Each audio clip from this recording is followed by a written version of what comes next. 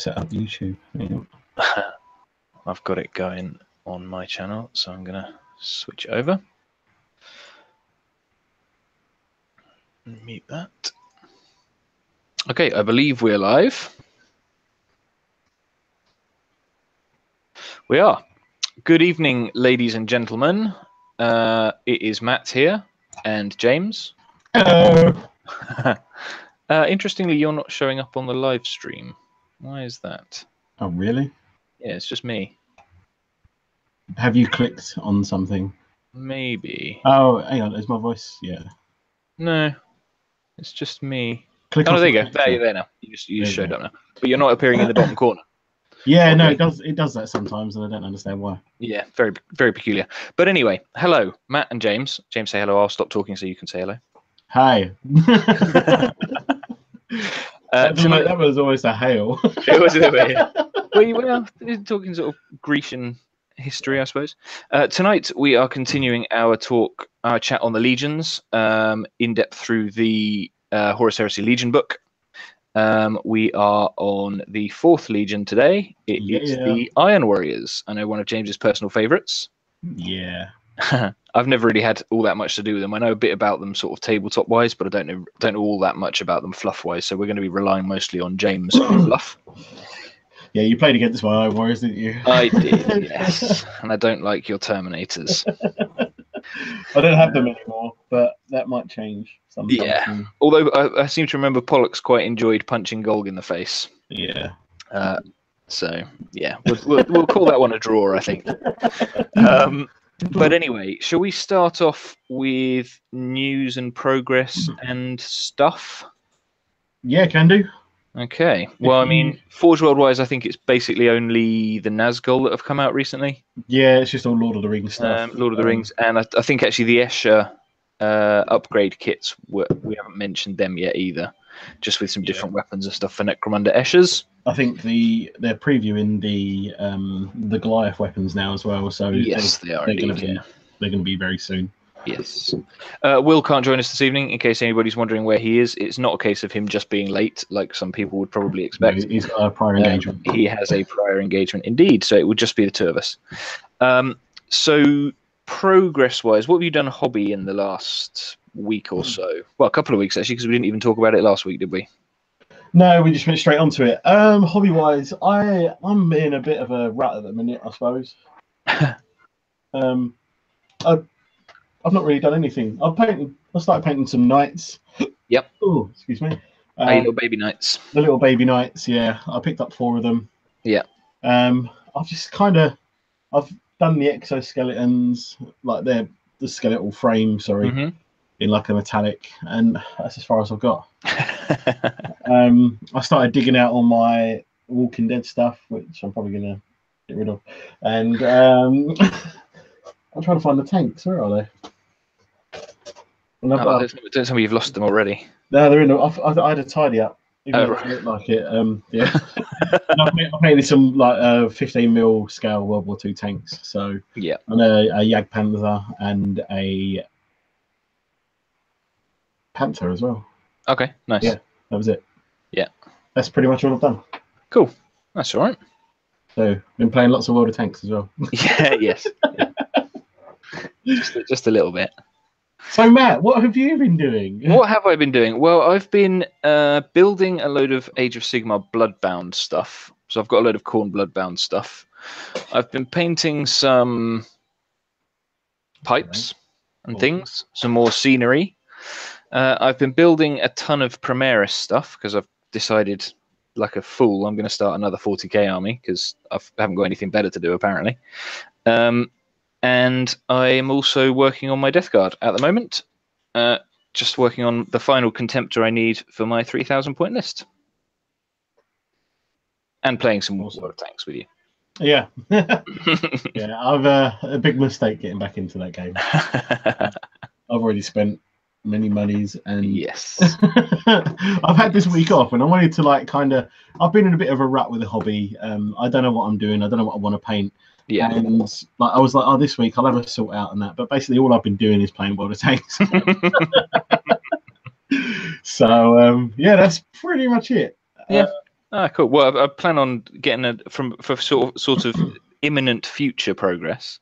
I bought a big like laser cut MDF fort thing that's like 2.5 foot across. It's bleeding massive, this thing, and I'm planning on trying to get that painted up Friday, Saturday, because we obviously it's the long weekend this weekend for Easter. Oh, it's 4 days, isn't it? Yeah. It is, yeah. So I'm going to try and get that painted up because I have a game against Will on Sunday where he's bringing my word bearers and I'm playing my 3K Death Guard. Awesome. So it'd be a little bit of a practice game before May, which would be brilliant. Although I'm fully expecting to get absolutely spanked by a full-on drop pod list. That's Rob. Yeah, I just saw that. Yeah. How long into the stream are we going to give into the temptation of World of Tanks? Yeah. No, I will not play World of Tanks while we're doing the stream. But if he goes quiet and starts staring at the camera for a long time, I don't think my internet will cope with streaming and playing. Yeah, that's true. Yeah. So, well, that's it pretty much. There's no news. There's no, not really. Unfortunately. I kind of thought I saw a bit of news about the Adeptus Titanicus, but it seems to be false. So. Oh, really? Yeah, it was just like a little snippet of something, but it was nothing to do with even 40k. So. That's a shame. There wasn't the quote from Games Workshop, was it, where they were talking about something epic coming up soon? Yeah, it was that sort of thing, but it wasn't Games Workshop. That was just a single store talking about that. Oh, was it? That's disappointing. So I think they're building some new scenery for a store. Okay.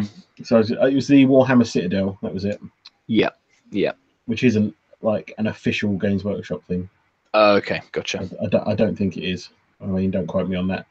But, yeah, because I'm really like I've got money waiting for bloody Adeptus Titanicus when that drops. So yeah.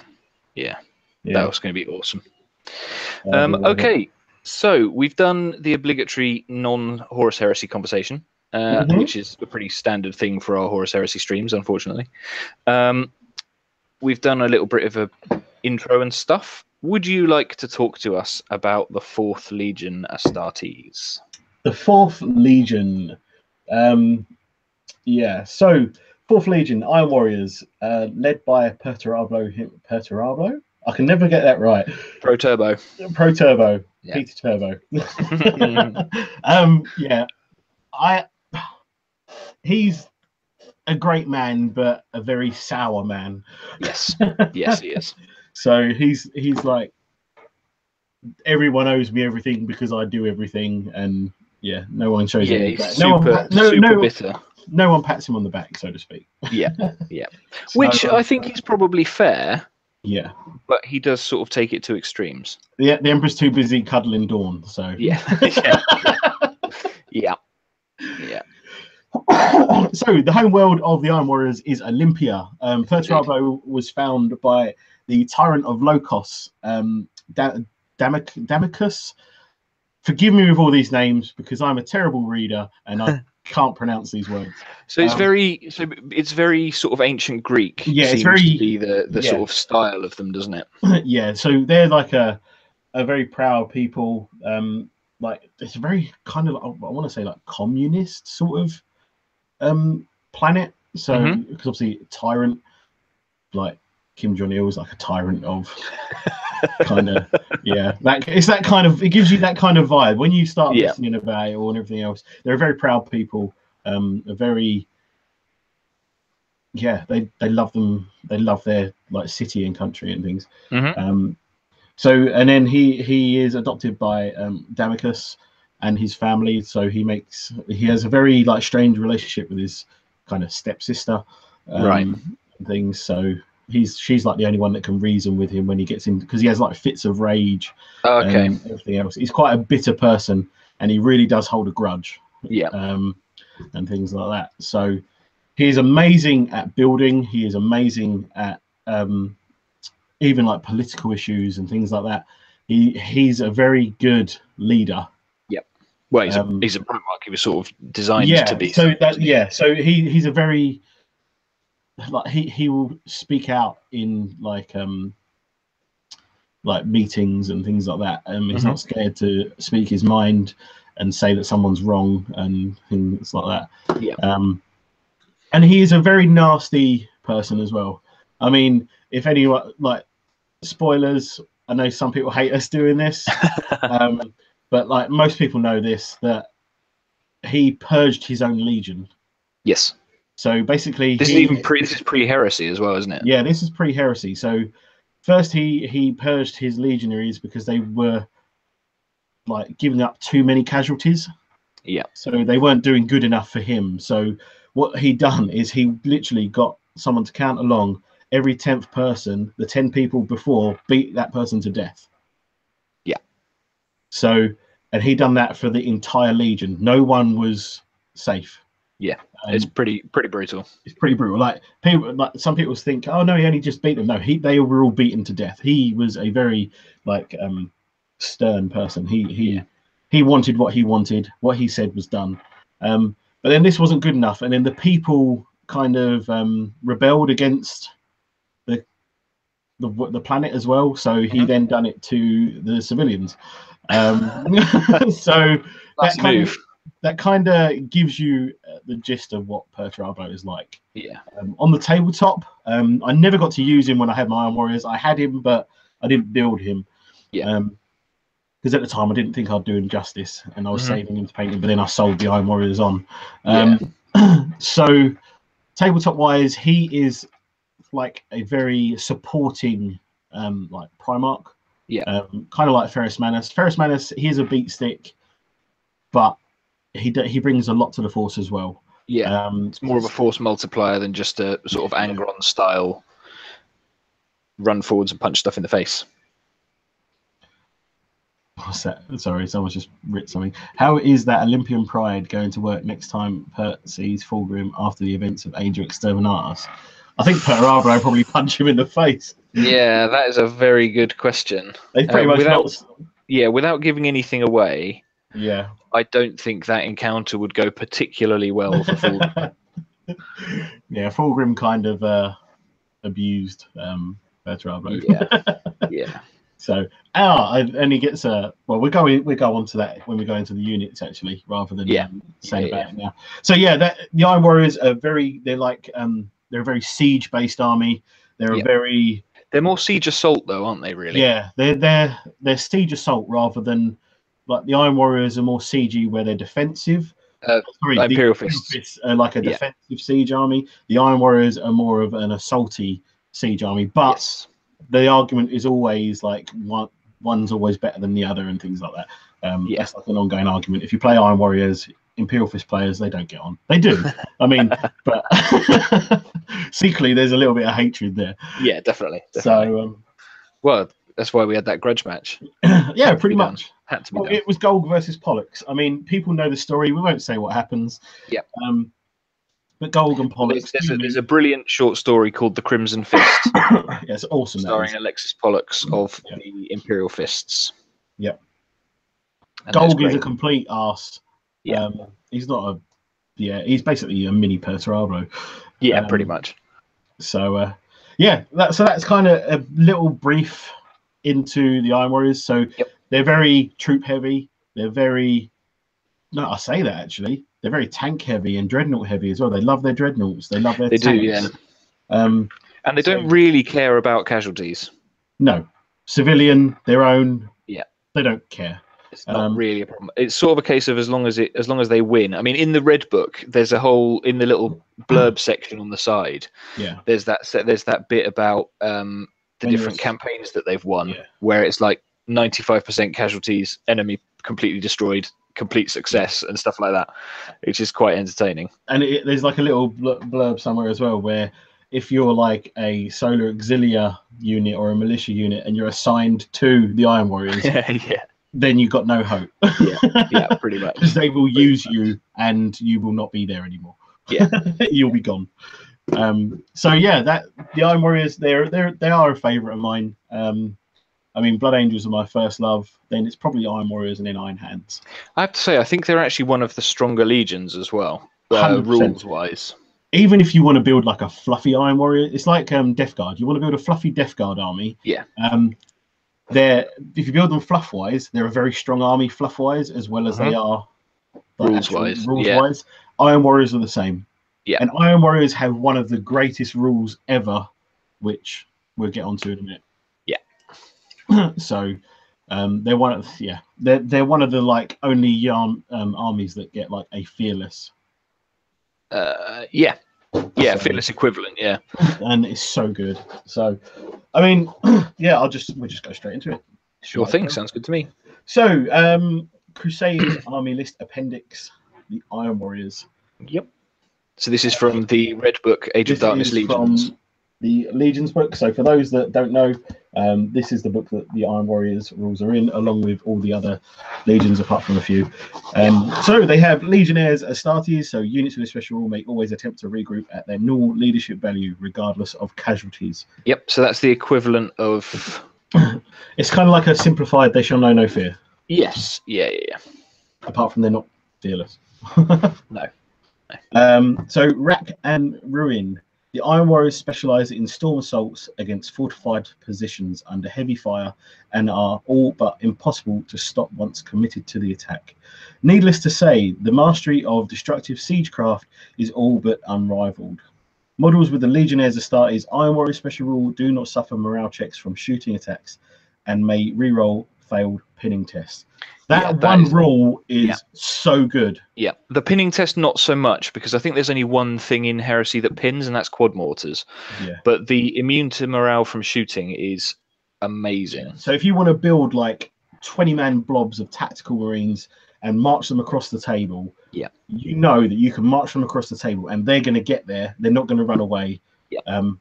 But then once they get in combat, then you still got to take leaderships, and you will run away if you fail and things like that, and you can be swept. So but it means you can actually walk across the table. It means theoretically. It means you can stick that unit at the back of support marines right on your back edge, and as long as they're only being shot at, they're not going to run away. And that rule is so good. It's almost, I mean, I think it's them and the salamanders that get like a fearless sort of thing. Death Guard are immune to fear. That's it.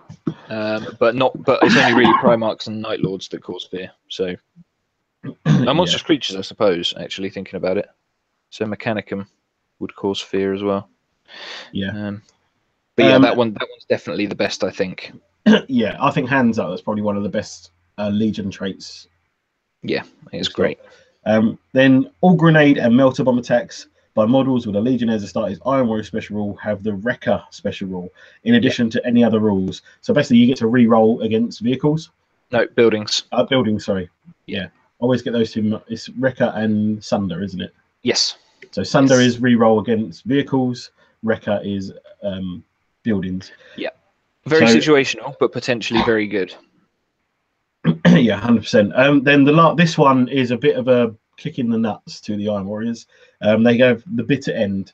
In games which would normally have a random game length, the Iron Warriors player's opponent can opt to play 6 full turns instead of a roll at the end of the game being made. So where this really hurts you, and it has happened to me, is you're on turn 5, you're like, okay, game's going to end. It's 5 turns, isn't it, you play? Yeah, normally, yeah. Yeah. So it's 5 before you roll for random game length, So you're like, oh, we're on turn 5. It's all good. I've got this in the bag. And then your opponent can just go, no, we're playing another turn. And then you lose the game. So that has hit me, I think, 2 times where that's really counted against me. And it sucks. But for reference, Imperial Fists have the same rule. Yeah. And it's really annoying. Yeah. So, it's not a great thing. So, just quickly look in the chat. Rob, the Iron Warriors heavy bolters. You take heavy bolters with shrapnel bolts, and they cause pin as well. So, but their AP value is reduced to 5. So, personally, I'd rather keep the AP 4. Well, the majority of the time, that doesn't make a difference. Unless you're playing mech. Because Marines, it doesn't make a difference, and you'll probably mostly be playing against Marine armies. I mean, against Solar Auxiliary and mech, then that AP4 would help. But for the most part, I'm not convinced dropping it down to AP5 would make that much of a difference. Yeah. So And then we go on to the Legion specific units. Are there any other things they can take? Just shrapnel bolts. Cortex controllers on any Iron Warriors, Warsmith, Forge Lord, Tech Marine can be given a Cortex controller for 15 points. What's a Warsmith? So that's what we're going to do next. Ah, lovely. So a single Praetor. So where most legions can take like a modified unit of some sort. So Iron Hands can take a Forge Lord, which is basically just a Praetor kind of Tech Marine mix almost. So the Warsmith is very similar. So a single Praetor with a Legion as a start is Iron Warrior special rule in a primary detachment may be made a Warsmith. Warsmiths have the stubborn special rule and must be the Army's Warlord unless their Primarch is present. Okay. But are worth an additional victory point to the enemy if slain by a mission where victory points are being used. Okay, so a bit like a Delegatus in that respect. Yeah, pretty much. And hello, Mark. Just very quickly. So a Warsmith may not be a... Oh, hang on. Where we go. Usual Warlord trait, yeah. A Warsmith may not be equipped with a jump pack, a Space Marine bike, or Space Marine jet bike, but may be given a servo arm in addition to their normal war gear as well as the Battlesmith special rule for additional 35 points. So okay, that's reasonable. I would do that because if you're running dreadnoughts and things like that, this guy can repair them. If you've got an immobilized vehicle and this guy's inside it, he can repair it, and it's pretty darn good, to be honest. Slap him in Terminator armor, march him up the table next to your dreadnoughts. Yeah. Seems like a reasonable plan.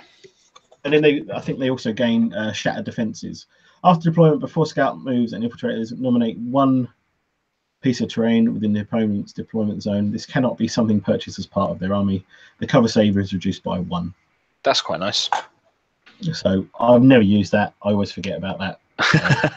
To be honest, it doesn't really make much of a difference. Not generally, no.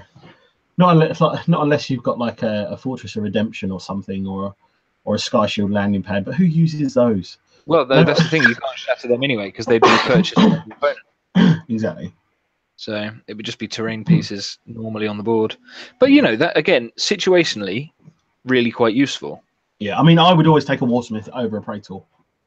Yeah, because you can give him the same loadout as a Praetor, but he can also fix stuff. So Paragon Blade, servo arm, and can be given a Cortex controller. And a Cortex controller. And what does a Cortex controller allow you to do? So a Cortex controller allows you to so let me get this right. Any robot units, so when I say robots, I mean like Mechanicum, so it's like Castellax and Vorax and things like that. Anything within 24 inches, is it? Or is it 12? I honestly can't remember. I was hoping it might have been on that page, but it's not. No, so I will look in the Legion's book. 1 second. It is in the Legionnaires Crusade book. Page 89. Yes, hang on, that's Age of Darkness Legions. That's the wrong book. Page 89. The Age of Darkness Army list is the one we're after, isn't it? Yep. So yeah, they basically allow those units have program behavior. So when they're not near a Cortex controller, they have to either shoot at and charge the nearest enemy. So if like your Warsmith is nearby, then he can control them, and you can do what you want with those units. Yep. So the Cortex controller, within 12 inches of part of a unit of friendly models with the programmed behavior special rule at the start of any phase means that special rule is negated for that phase, and their controlling player is free to use them as any other unit. It also allows you to take a 0 to 1 choice in heavy support of either Thalax, Castellax, or Vorax. Yeah, which are all Mechanicum big stompy robots. Yeah, so they're really good. They bring a bit of toughness in your army. Not that you really need it in the Space Marine army, because Space Marines are pretty tough anyway. I've never seen it used personally. Castellax are nice with Darkfire. Yeah, definitely. Sorry. Vorax are nice if you need a bit of outflanking. Yeah, Matt. Although the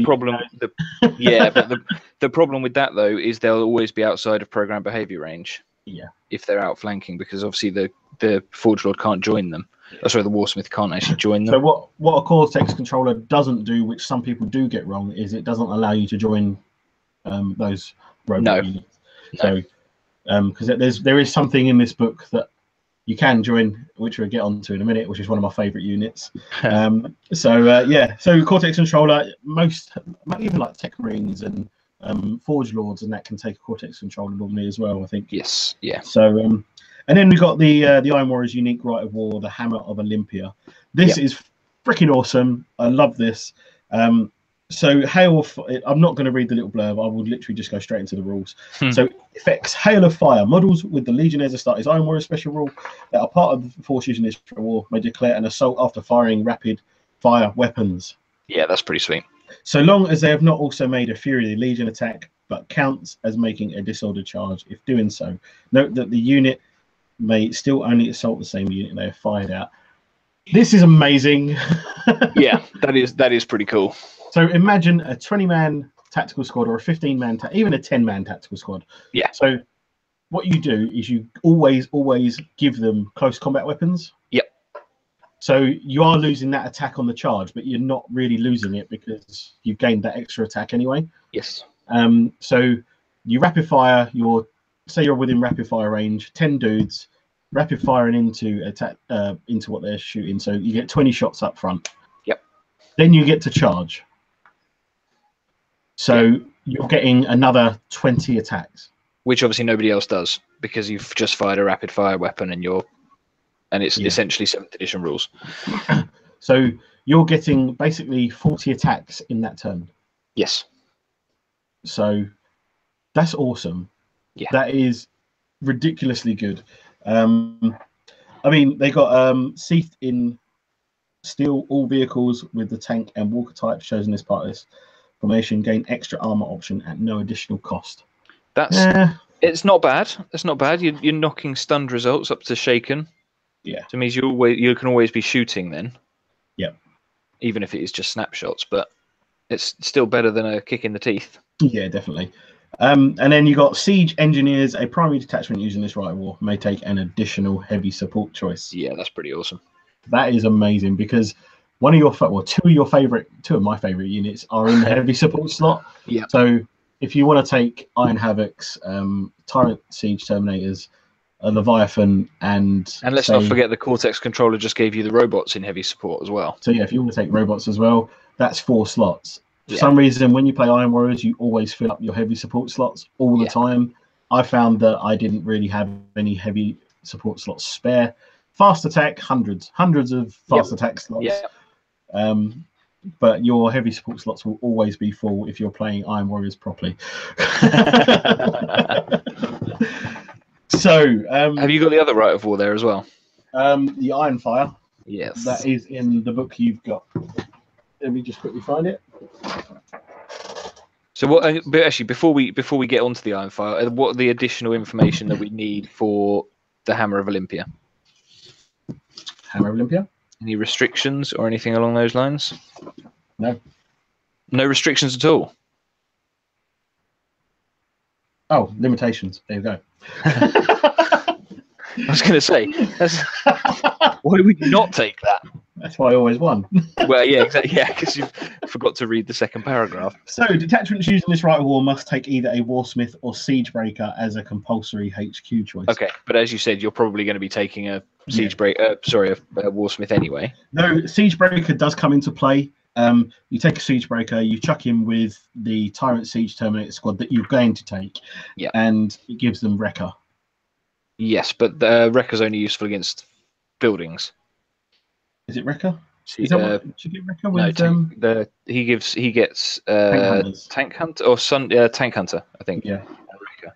So detachments using this Rite of War must take more heavy support choices than fast attack choices. Yeah, well, that's easy. That's a given. Detachments, you have to take an additional troops choice as well. Okay, so you're looking at 3 troop choices and up to 4 heavies. Yeah. As Rob's just pointed out, being remarkably unpleasant, there is a way to take 5 heavy support choices. Nice. Like it. Yeah. So, and then detachments using this Rite of War may not take Allied Space Marine Legion detachments. Okay. So to be honest, Perturabo didn't like working with other legions anyway. So that makes sense. So the Iron Fire Rite of War, which is another cool Rite of War if you like your artillery, which is also a really cool way of getting Fearless as well. Yes, it is, yeah. So this is one of the ways in which you can get fearless. So let me just quickly find it. I should have had all these. Siegebreaker allows you to take Phosphex on your Quad Mortars, which you're going to take with Iron Warriors. But don't take many. No. So, the Iron Fire. Basically, this is like an artillery doctrine. So, Perturabo was known for like besieging things, and the Iron Warriors are known as being good besiegers. So the effects: rolling bombardment, barrage weapons targeted at any point within 12 inches of a friendly Iron Warriors unit deviate D6 instead of 2d6. Yeah, that's awesome. That's pretty epic. Having resolved such a barrage attack, leave a counter at the point of the blast marker was centered upon. Subsequent barrage attacks targeted at any point that is both within 18 inches of one of these Iron Fire counters and within 6 inches of a friendly Iron Warriors unit do not deviate at all. Yeah. If the shooting phase passes without any new Iron Fire counters being placed, all such counters in play are removed at the end of the phase. That's really cool. I mean, it's hard to pull off because you've got to have an Iron Fire counter and a friendly unit within 6 inches. So, and more importantly, a friendly unit with the Iron Fire with the Iron Warriors rule or name. Legion Astartes rule. So it would have to be infantry bikes or dreadnoughts. Yeah. So it's okay. I mean, people do like it. I don't particularly. I've never ran the Iron Fire Rite of War. Then we've got Ride the Iron Fire. Iron Warrior units within 6 inches of an Iron Fire counter are fearless. Yeah. So what people tend to do is they dot these across the board as their units are moving up, so that your units are fearless moving up the table. Yep. So what you do is you target the unit that you're going to attack. So when they are in combat, as long as there's an Iron Fire counter there, they're fearless. They're fearless. Yeah. I do like the idea of it. I have to say, it does sound very cool. Yeah, but it means you've got to take lots of quad mortars or Medusas and stuff. Medusas, yeah. That's the thing. It changes the playstyle completely. Yeah, rather than being like a slow lumbering force, you're still a slow lumbering force, but your heavy support slots are taken up by whirlwinds, by Medusas, by basilisks, things like that. And yeah, no, I've never. Well, to tell a lie, there is Liam on Instagram who I think he's building Iron Warriors at the minute, and he's got like 4 basilisks. Nice. Which is nice to see. You don't really see basilisks that often. No, indeed, yeah. Everybody runs Medusas rather than my phone keeps going off. Sorry. That's right. Everyone runs Medusas rather than basilisks because Medusas are better because they're strength 10, AP 2. Yes, whereas basilisks are just AP3. 9, AP3 or something, I think. It's a battle cannon. So. Okay, yeah. Yeah. But then what else is there that's barrage in? It's just whirlwinds and quad mortars. Scorpiuses and the Arcuses probably. Yeah, I think the Arcuses and what's it? The Land Raider. Achilles. The Achilles. Yep. Yeah. So the Grabflex Bombard on a Leviathan is barrage. Oh, yeah. Is it? Yes, I believe it is, as is the Phosphex Discharger. The Phosphex is definitely. I had a feeling the Grav was, but I might be wrong. Oh, sorry, just getting a drink. My throat's really dry. Limitations. In a mission where one side is the attacker and one side is the defender, the side using this Rite of War must always be the attacker. Okay. You don't really play those missions, so to speak. Detachments using this Rite of War may not take fortifications. Okay, that's fine. Or Space Marine allied detachments. Yeah, that's fair. That's fair enough. That's not a massive restriction, to be honest. No. I mean, personally, I'd always go Hammer of Olympia over Iron Fire. I think personally, it feels like a better Rite of War.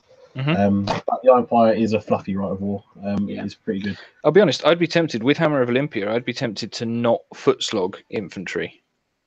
I'd put them in assault transports, be they Spartans, Land Raiders, maybe even Storm Eagles or something. Yeah, because then you can get you're more likely to get to rapid fire range, and then you can still assault as well. Yeah, I mean, I've always wanted to run loads of Achilles with, but I don't think you can get. They only carry 8, don't they? I think. Yeah, or 6 even. Might be 6. Because I thought about running Achilles, and then you still have to take 3 tactical squads or 3 breacher squads, or yeah. So, Rob mentions Tyrant frag rounds. Are they barrage or are they not? Are they just blast? No, they're just blast. Right. Yeah. Okay, cool. So Hammer of Olympia sounds like the winner out of those two. Yeah, Hammer Olympia is awesome, mainly because of the fearless against shooting. Yeah. And heavy support as well, because everybody normally fills up their heavy support slots pretty quick.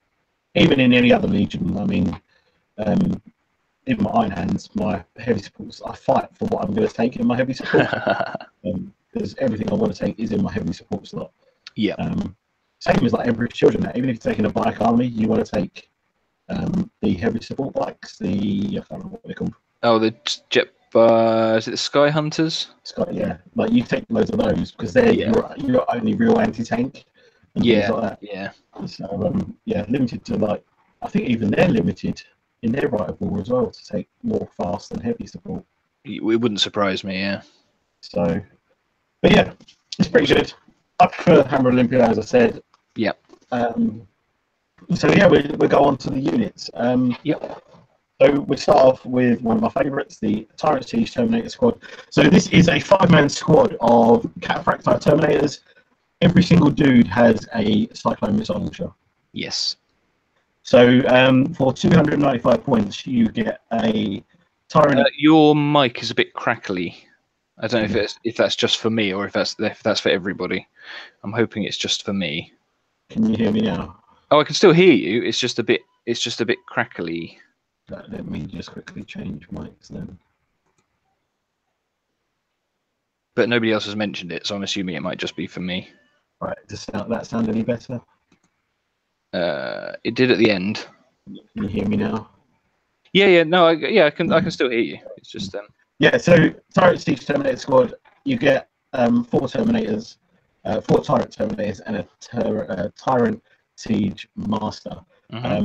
So they are Weapon Skill 4, Ballistic Skill 4, Strength 4, Toughness 4, 1 Wound, Initiative 4, 2 Attacks, Leadership 9 on the Master, 8 on the other dudes. Cataphracti Armor, so 2 up save, 4 up invul. Yeah. It's crackly for Rob as well. Okay. Is it? Have I got any? I haven't got any settings I can do to change that, unfortunately. Okay. Let me just quickly change mics. I've got my snowball sitting here, so I've just got to be a bit too-fangled.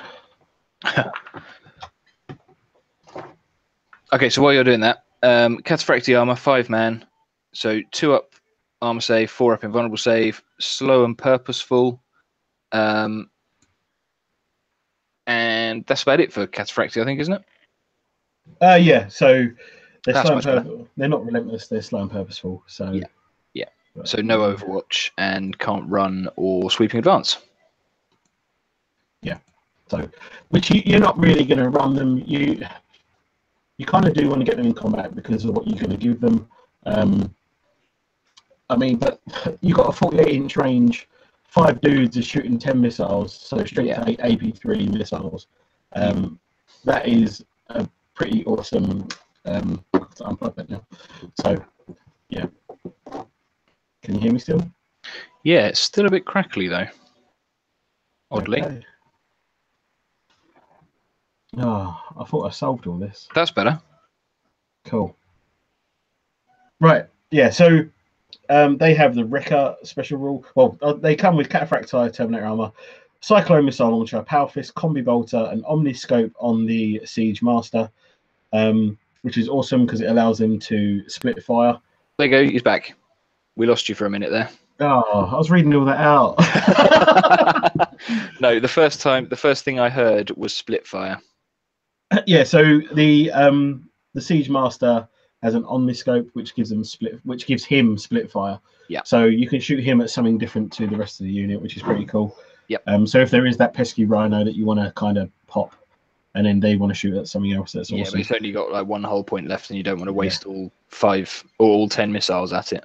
Yeah. So they got special rules: Legionnaires, Astartes, and Wrecker applied to all their attacks, regardless of weapon used. So again, Wrecker against buildings. Yep. Yeah, it's okay. Yeah, you don't generally come up against many buildings. At least I've not seen them from games I've played and battle reports I've watched. Yeah. Everything's always ruins. But yes, obviously, it obviously can be useful, but it's situational. So they can take a Land Raider Phobos as an dedicated transport if it numbers 5 models, or a Spartan if it numbers 10. Okay, that's cool. So you can add up to 5 additional Terminators for 50 points each. You can upgrade any model to a Chain Fist for 5 points. And then the Siege Master can take a combi weapon. Personally, I'd give them all Chain Fists. Yep. I wouldn't bother with a combi weapon. I wouldn't bother with a combi weapon because you're not going to really be shooting the combi weapons. Though the combi bolters, you're still getting 10 shots at rapid fire range. True. No, you're not. Why not? Yeah, you do. I'm thinking of bloody storm bolters. So yeah, so you're still getting a lot of shots, which you can fire the Cyclone missile launcher and the combi bolter. Yes, but not at different targets. Unless you're shooting the sergeant with the Spitfire. Well, yes, yeah. So I always take these. A 5-man squad is amazing. A 10-man squad is even better. I know it's really expensive, but it's a 10-man squad, just stick them at the back of the board and just slowly walk them up. Stuff will run away from them. But then while you're still at the back of the board, you're still just like slinging off 20 missiles with a 10-man squad. Yeah, exactly. What can stand up to 20 missiles? Well, some of the big sort of super heavies can probably, because they're 6s to pen or 6s to glance rather.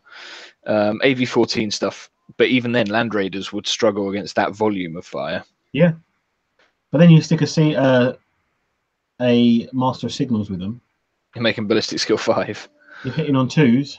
Yeah. Stick a Siege Breaker with them. Yeah. They're re-rolling armor pen. You are looking at that is an even more expensive unit there. Though. You're looking at the best part of like 800, 900 points. Yeah, more than likely. Good evening, Mr. Big Mac. Yeah. So in Zone Mortalis as well, these guys are brutal. Matt knows this. James knows this very well. Horrible. Because what you got to realise is frag missiles are very underrated. Yeah, they are. A single frag missile is crap.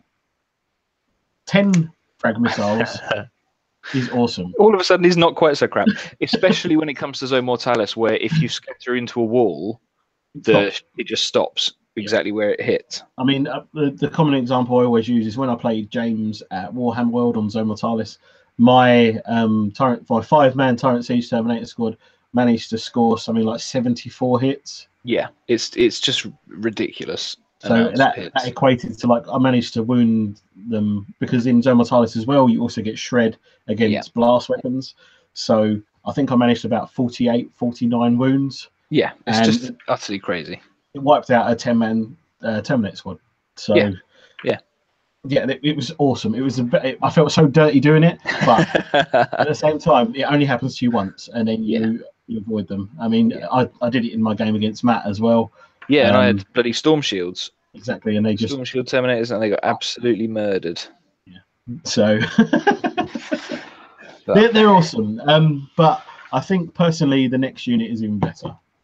Okay. And I assume they're a heavy support choice, Legion Terminator unit, are they? Yeah, Tyrant Siege Terminators are heavy support. They used to be an elite choice, but they got moved. Is that because people were taking them in Pride of the Legion list? People were just taking them in Pride of the Legion, taking 3 squads of Tyrant Siege Terminators, a Praetor, and just wrecking face. Yeah, that's not very friendly. So can you imagine like 10 Terminators with 20 missiles sitting on an objective? You ain't going to move it. You ain't going to go near it because they've all got chain fists. Yeah, exactly.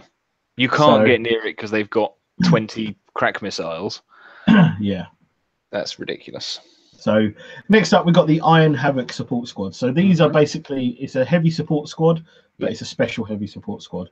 So they're like the Iron Warrior's own heavy support squad. Yeah. You get 5 dudes, 185 points. It's expensive because a normal heavy support squad is only 100 points or 110. What weapon do they come with standard? Heavy bolters. Oh right, okay, yeah. So that with shrapnel rounds, should I say? They're heavy bolters with shrapnel rounds. Right. Okay. But you never ever take the heavy bolters with shrapnel rounds. No. So I either take. So let's go through the stats and then we'll go through what I normally do. Yeah. So they're weapon skill 4, ballistic skill 5. Yeah. Strength 4, toughness 4, 1 wound, initiative 4, 1 attack, 2 for the sergeant, leadership 8, 9 for the sergeant, and a 3-up save. Yeah. So they're a ballistic skill 5 support squad, a heavy support squad, basically. Yeah. So they have power armor, a heavy bolt with shrapnel rounds, a bolt pistol, and frag and crack grenades. Special rules: Legionnaires Astartes, hardened armor. Yep. Which is another thing you have to pay for in a heavy support squad as well. You don't get it as standard; you have to buy it. Tank hunters, which is awesome. Yep. Oh, and just for reference, heavy hardened armor allows you to re-roll armor saves against blast and template weapons. Yep. But you get -1 to run and charge moves, I think. Yes. Yeah. Not that you're likely to be doing either of those with a heavy support squad, but it's just important to know. Yeah. So they get tank hunters, which is awesome. You get to re-roll against tanks and stuff, which is awesome. And then they have deadly aim. Deadly aim is awesome. So a unit fired by a model with this special rule has its cover saves worsened by 1. That's pretty sweet, especially when you combine that with a Warsmith's Shatter Defenses. Yep. So you're potentially making something up to -2 to the cover instead of, or reducing the cover save by 2. Yep. That's pretty cool. So they can take a Rhino, and that's pretty much it. Okay. So they come with a heavy bolter. Yep. What are their weapon options? Rob's just mentioned one in the chat. Yep, autocannon. You can swap it for an autocannon for free. Why wouldn't you? You wouldn't do that. Why? No, you'll take the next one. Okay. So you take a missile launcher. Yeah. Right? Not any old missile launcher. This one, for 5 points, comes with frag, crack, and flak missiles. Okay. Yep. Fair enough. So think about this, right? A missile launcher hitting on 2s. Yep. Against flyers. Yep. Their jinx save is worsened by 1 because their cover save is -1. Yep. And it's strength AP3.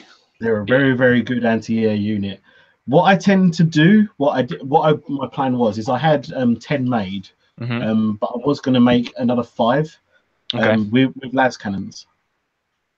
Right. And I was going to sprinkle them in the unit. So, because the beauty about this heavy support squad is that you don't have to give every model in the unit the same weapon. Yep. Okay, which is something you have to do with normal heavy support squads for people that don't know the way. The wording is, any model in the squad may exchange their heavy bolter with shrapnel bolts for one of the following weapons. So any model can change it. In a normal heavy support squad, if you change to las cannons, all 10 men have to have las cannons. Yes. So what you can do with this is have 8 dudes with missile launchers and give 2 of them las cannons. So I know the las cannons, they might hit a flyer, but even if you do hit the flyer, their jinx reduced by 1. So yeah, that's still pretty awesome. It's pretty cool. They can also take a las cannon for 15 points. Yeah. The squad sergeant may take any of the following options. He can take a power weapon. I know. May reply. He has a nuncio box, the sergeant, as well. He comes with a nuncio box. Yeah. That's quite handy. That allows for people that don't know. That allows. No, sorry, no, ignore that. The sergeants. Okay. The squad sergeant may take one of the following options: exchange the heavy bolt and shrapnel bolts for a nuncio box and power weapon. Okay. Oh, Nuncio Box and Power Weapon. Okay. So Nuncio Box allows you to use the model carrying the Nuncio Box as line of sight for barrage weapons. Yeah. And it also prevents deep strike scattering within 6 inches of it. So that might be worth it. It's only 5 points. So you're losing out on a shot of some description, though. But it stops people deep striking near you, because these guys are going to be... No, that's an augury scanner. Ah, right. Gotcha. So it allows you more accurate deep strikes. Yeah, for your dudes. Which, no, you won't really want to do that then. Probably not. Because they're going to be sitting at the back of the table. Exactly. Yeah. So he exchanged their heavy bolt and shrapnel bolts for a nuncio box and a power fist. Yep. For 10 points. He can take Artificer armor. He can take an Augury Scanner, which might be worth doing. Yep. That gives you Interceptor within 18 inches of an Augury Scanner. So if you've got a string of Augury Scanners along your line, anyone that has one can fire it as long as the target's within 18 inches of an Augury Scanner. And it also prevents infiltrators within 18 inches, I think. So an infiltrator can't set up within 18 inches of an Augury Scanner. An enemy or infiltrator, obviously. This is what I need when I play against Jodie's Raven Guard. It's just a big string of Augury Scanners. Yeah. And then Melter Bombs. I mean, I always chuck a Melter Bomb on my Sergeant because you never know when someone's going to drop a Dreadnought in behind you. Yeah. And then you can actually hurt it if you survive. Yeah. So, yeah, they're really good. I mean, they are probably my favourite anti-air unit in the game. Mm-hmm. They are the best heavy support squad in the game. Yeah, I would agree. They're really good. They're really expensive. I mean, when you're looking at upgrading them all with missile launchers, so just the 5 guys with missile launchers is, let me just quickly work it out. Was it 5 points for a missile launcher? Yeah, so they're 185 plus. So 130. 230 points for 5 missile launchers. Yeah. That's not too bad. No. Considering everything that they get, that's not too bad. Yeah, Dave, Dave. Who's Dave? Rob, you're absolutely right. The Nuncio Vox would be a great addition for Ironfire, because you then obviously make the scatter more accurate in the first place, when then you're making the scatter more accurate later as well. So it's just sort of a double whammy. And in answer, sorry, just very quickly, in answer to your question, Cake, we have been going for about 50 minutes. We've talked about a lot of Iron Warriors fluff and a bit of the rules. We're just working through our second of the units, Iron Warrior specific units now. So it's 360 points for a 10-man squad with missile launchers. Okay, that's reasonable. And then if you add a Melter Bomb and an Augury Scanner, brings you to 370. Okay, that's reasonable. But then you've got to consider, for that, you could take a Leviathan. That's almost a Leviathan in a drop pod. Yeah. Yeah, well, Leviathan drop pod would be, well, if you give it a drill, Volkite, Melter Lance, Ceramite, and Phosphex, that's 340, and then the pod's another 100. That is the plan, Cake. We're going to work our way through the Age of Darkness Legions book, which has the majority of the legions in it. The only ones it doesn't have are Blood Angels, Dark Angels, White Scars, Space Wolves, and Thousand Suns. Yeah. So it'll be all the other ones. We've done one for Custodes already, but we might revisit that later, because I don't know if we had all of the rules for everything at that point, did we? No, some of the stuff hasn't. The Telemon's not in there and things like that. So we'll probably revisit Custodes and Sisters at the end. And Astra Milliwatt now is the Solar Auxilia, which we'll probably cover off as well. And we'll probably try and cover off the Mechanicum, even though... I mean, I've got all the books, but... Yes, yeah.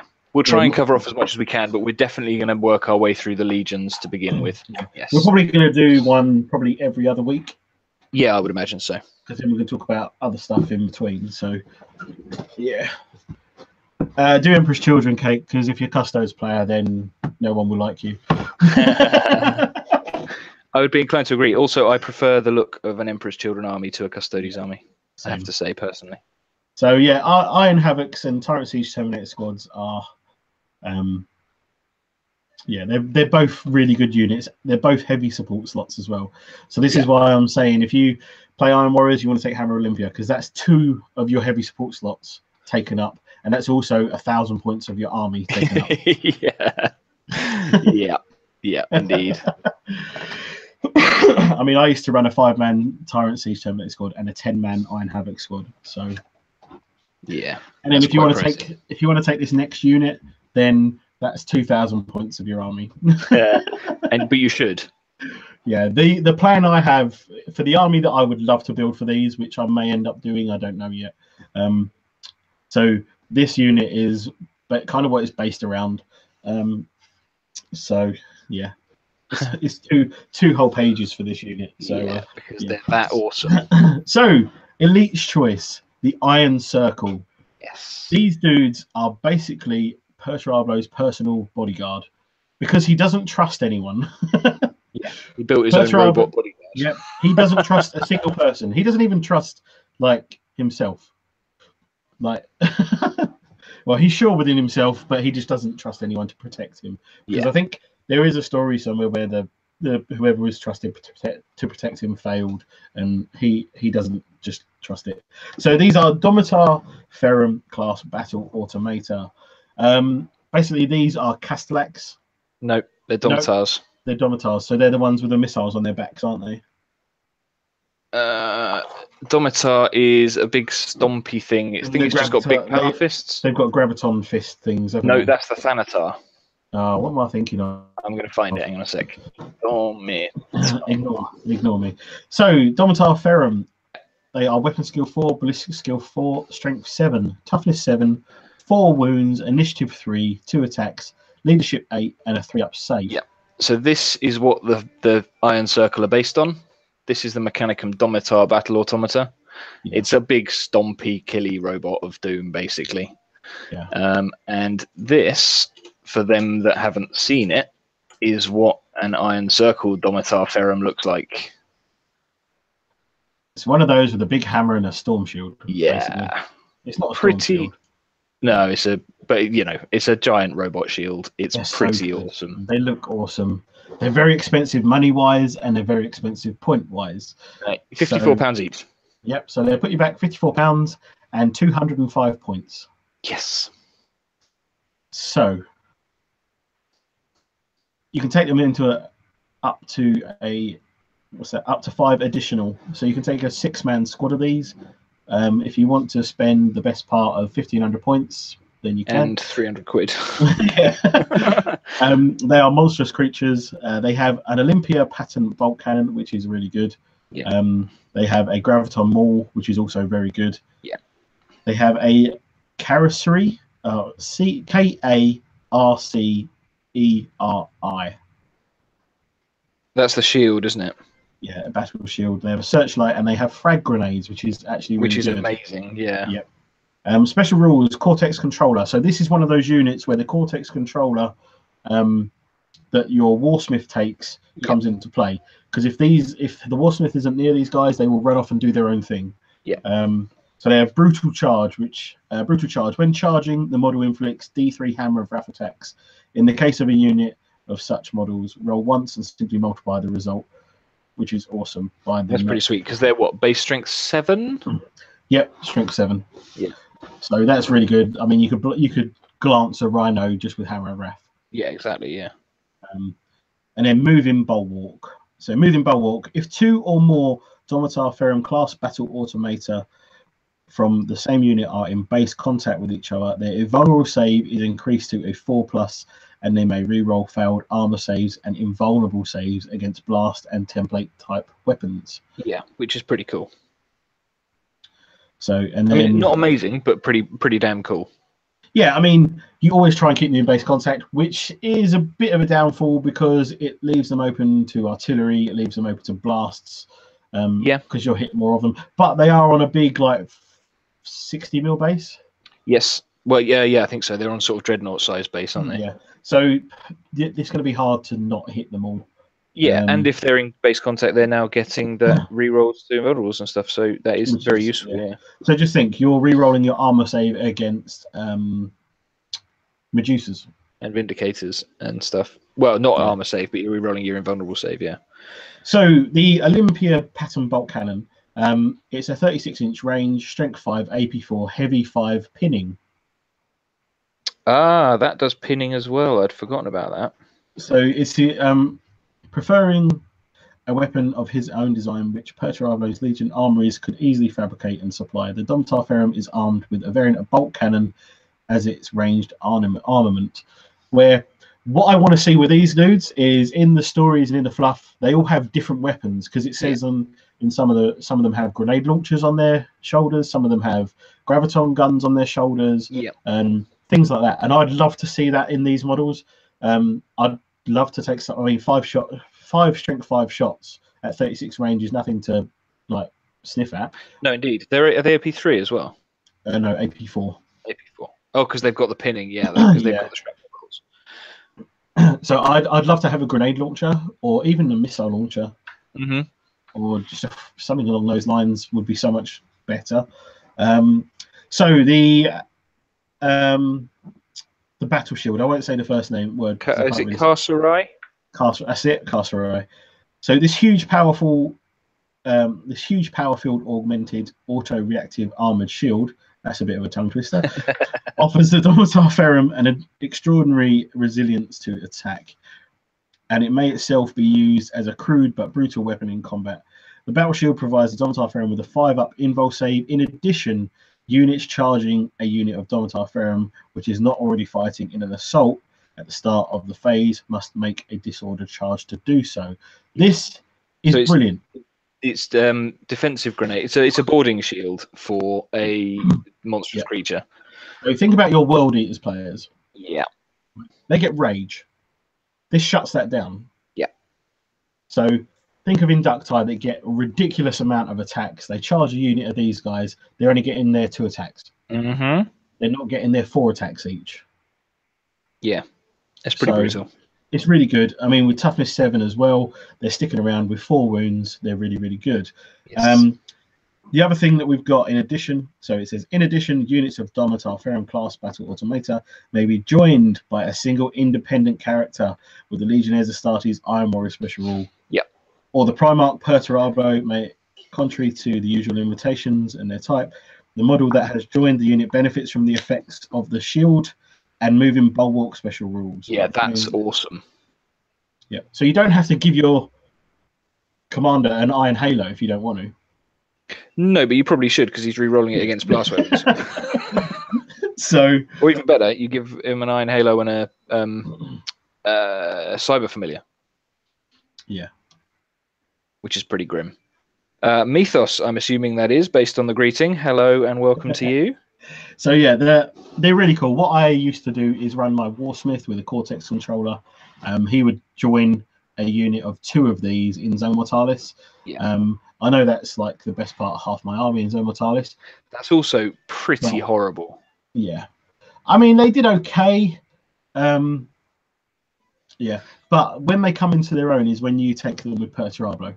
Yes, they are indeed Mythos. That's what we're talking about. We're talking about the Iron Circle Mythos. So the Iron Shield, the Shield of the Iron Tyrant. This is like a little blurb on the side. Yeah. The first deployment of the Iron Circle was as bodyguard for their Primarch after the Battle of Frau, and these war machines Perturabo continuously sought to tamper with and improve as the whim took him. Yeah. In addition to the Iron Circle units chosen as part of your army as an elite's choice, Perturabo may select an Iron Circle unit of at least 4 models instead of a command squad. This particular Iron Circle unit must begin play as part of the unit with the Primarch, and no other independent characters may join them. The Domitar Ferrum that are part of Perturabo's own Iron Circle may select one of the following additional upgrades for free. So you can either pick +1 weapon skill, +1 leadership, +1 initiative, or Feel No Pain 6+. I would probably give them +1 initiative. So would I. It's a shame they can't deep strike because there's that story, isn't there, where they all Perturabo deep strikes into the middle of an Imperial Fist's base or something. Yeah. So like he's like he drops down, he shoots loads of Imperial Fists, then literally as the bullets are flying towards Perturabo, the Iron Circle drop in, shields down around Perturabo out of his Stormbird, because Perturabo has like his own special Stormbird as well. Yeah. And they literally drop round him, and all the bullets bounce off the shields at the instant that they're about to. It's so good. I think I can't even remember what that book is, but it's my favourite one, Angel Exterminatus. Ah, okay, yeah. It's the first like battle in Angel Exterminatus. Yeah. If you haven't read that book, it is a freaking amazing book. It tells you a lot about Perturabo and Fulgrim and about how they kind of Fulgrim messed with Perturabo a little bit. So, but yeah, personally, I would give them either +1 initiative or +1 weapon skill. Yeah. Because then that will make them weapon skill 5. Yeah, which means they'll be hitting most things on 3s. So the other thing we haven't spoke about is the Graviton Maul, which is the hammer. So the Graviton Maul, developed from a Mechanicum technology by Perturabo's own genius. Graviton Maul is a weapon of savage power, able to crush fortifications and armored targets with relentless efficiency. So Graviton Maul is obviously, it's a melee weapon, so it's strength 10, AP 2, melee, concussive, wrecker, and crushing blow. Crushing blow. To hit results of a 6 when using this weapon, generate an additional automatic hit against the target. That's quite cool. So they don't get a lot of attacks to begin with. They're only getting 2. So 3 on the charge. Yeah. That's 3. So if you take 2 of these, that's 6 chances of getting an extra attack. Yeah. Well, an extra hit. So it's not even an extra. You don't even have to roll to hit. No, you don't have to roll to hit. Yeah. So you just, So if you're really, really lucky, you could potentially get, out of one guy, you could get 6 attacks if you're really, really lucky. Yeah. So I would always take. You are lucky. Can I please have your dice? Yeah. I think I'll put my address down below. Well, my dice rolling in my last battle was pretty hot. So. Yeah. So you think 2 of I would either take these in groups of 2 or groups of 4. Yeah. I wouldn't bother with 3. I'll take 4 or 2. Yeah. I probably wouldn't take 4 unless I was taking Perturabo, because it feels like the benefits you get for that are so much better than just running them as a 4 on their own. Yeah, definitely. So they're really, really good. They're really tough. They're really resilient. And the fact that an independent character can join them makes them amazing. Because you think, you take 2, their majority toughness 7. Yeah. So when they're shooting at him, unless they've got sniper rounds, even then, sniper rounds are on 4s. You can pick to shoot the Warsmith or whatever. And I really like the Iron Circle. I know there are a lot of points. I think that they could do. I think they're a little bit too expensive. Yeah, they could do with being like probably even a 10-point drop. Yeah, I don't think it needs to be massive. They're 205. But I think just a little bit. I think they should be around the 180 to 200. Yeah. Because they're not amazing. They're just really tough, and they can't go in anything. So no matter what you do, they're walking across the board. Yes. Which is another reason why I think they should be able to deep strike. Yeah, because in the fluff, they always deep strike. Yeah. They never walk anywhere. They always deep strike in or teleport in. So it kind of makes sense. I'd quite happily pay another 10 points on top of that to give them deep strike. Well, to be honest, even if they had deep strike at their current points cost, I'd be all right with that, I think. Or even if when you took them with Perturabo, they gained deep strike. Yeah, that would make sense. That would make sense. He can deep strike himself, can't he? I think so. I can't remember exactly. We'll find out when we get to him in a minute. Yeah. So. But yeah, Iron Circle, elite choice, very cool. No, I don't think they can go. They're monstrous creatures, so they can't just reading Rob's. Apart from when they are in his personal shadow sword. I don't think they can go in it. They're monstrous creatures. Yeah, MCs can't get in vehicles, unfortunately. Yeah. So even though if I was playing you, I would let you do it because that sounds cool. Really fluffy. Yeah. Same as if you ran a Stormbird, I'd let you run the Iron Circle in a Stormbird. I wouldn't say no to that because that's how they're depicted in the fluff. Yeah, and you've spent the better part of probably about 600 quid to get that, and it would be cool. Yeah. So, Iron Circle were good. I know I used them probably in half the games that I did. But they're okay. They're not amazing. They're a big threat because people tend to chuck a lot of firepower at them because they are big stompy robots. Well, that's the thing. You kind of have to, because if they get to your lines, they're going to wreck stuff. Yeah. So you do have to stop them. Oh, definitely. If you don't put firepower into them early enough, then they will get to you, and then they will delete a unit. Yeah. Or the only other way to get rid of them is to tar pit them up with a big unit. Yeah. Yeah, because they haven't got very many attacks. Yeah. So if you're running militia, just run one of your units at them. Yeah. Or mech, just chuck some Ad Secularized Covenant into them. Yeah, just chuck your thralls into them, and just they will sit there for the whole game because there's no way on earth the Iron Circle pardon me, are going to do enough damage to get rid of them. No.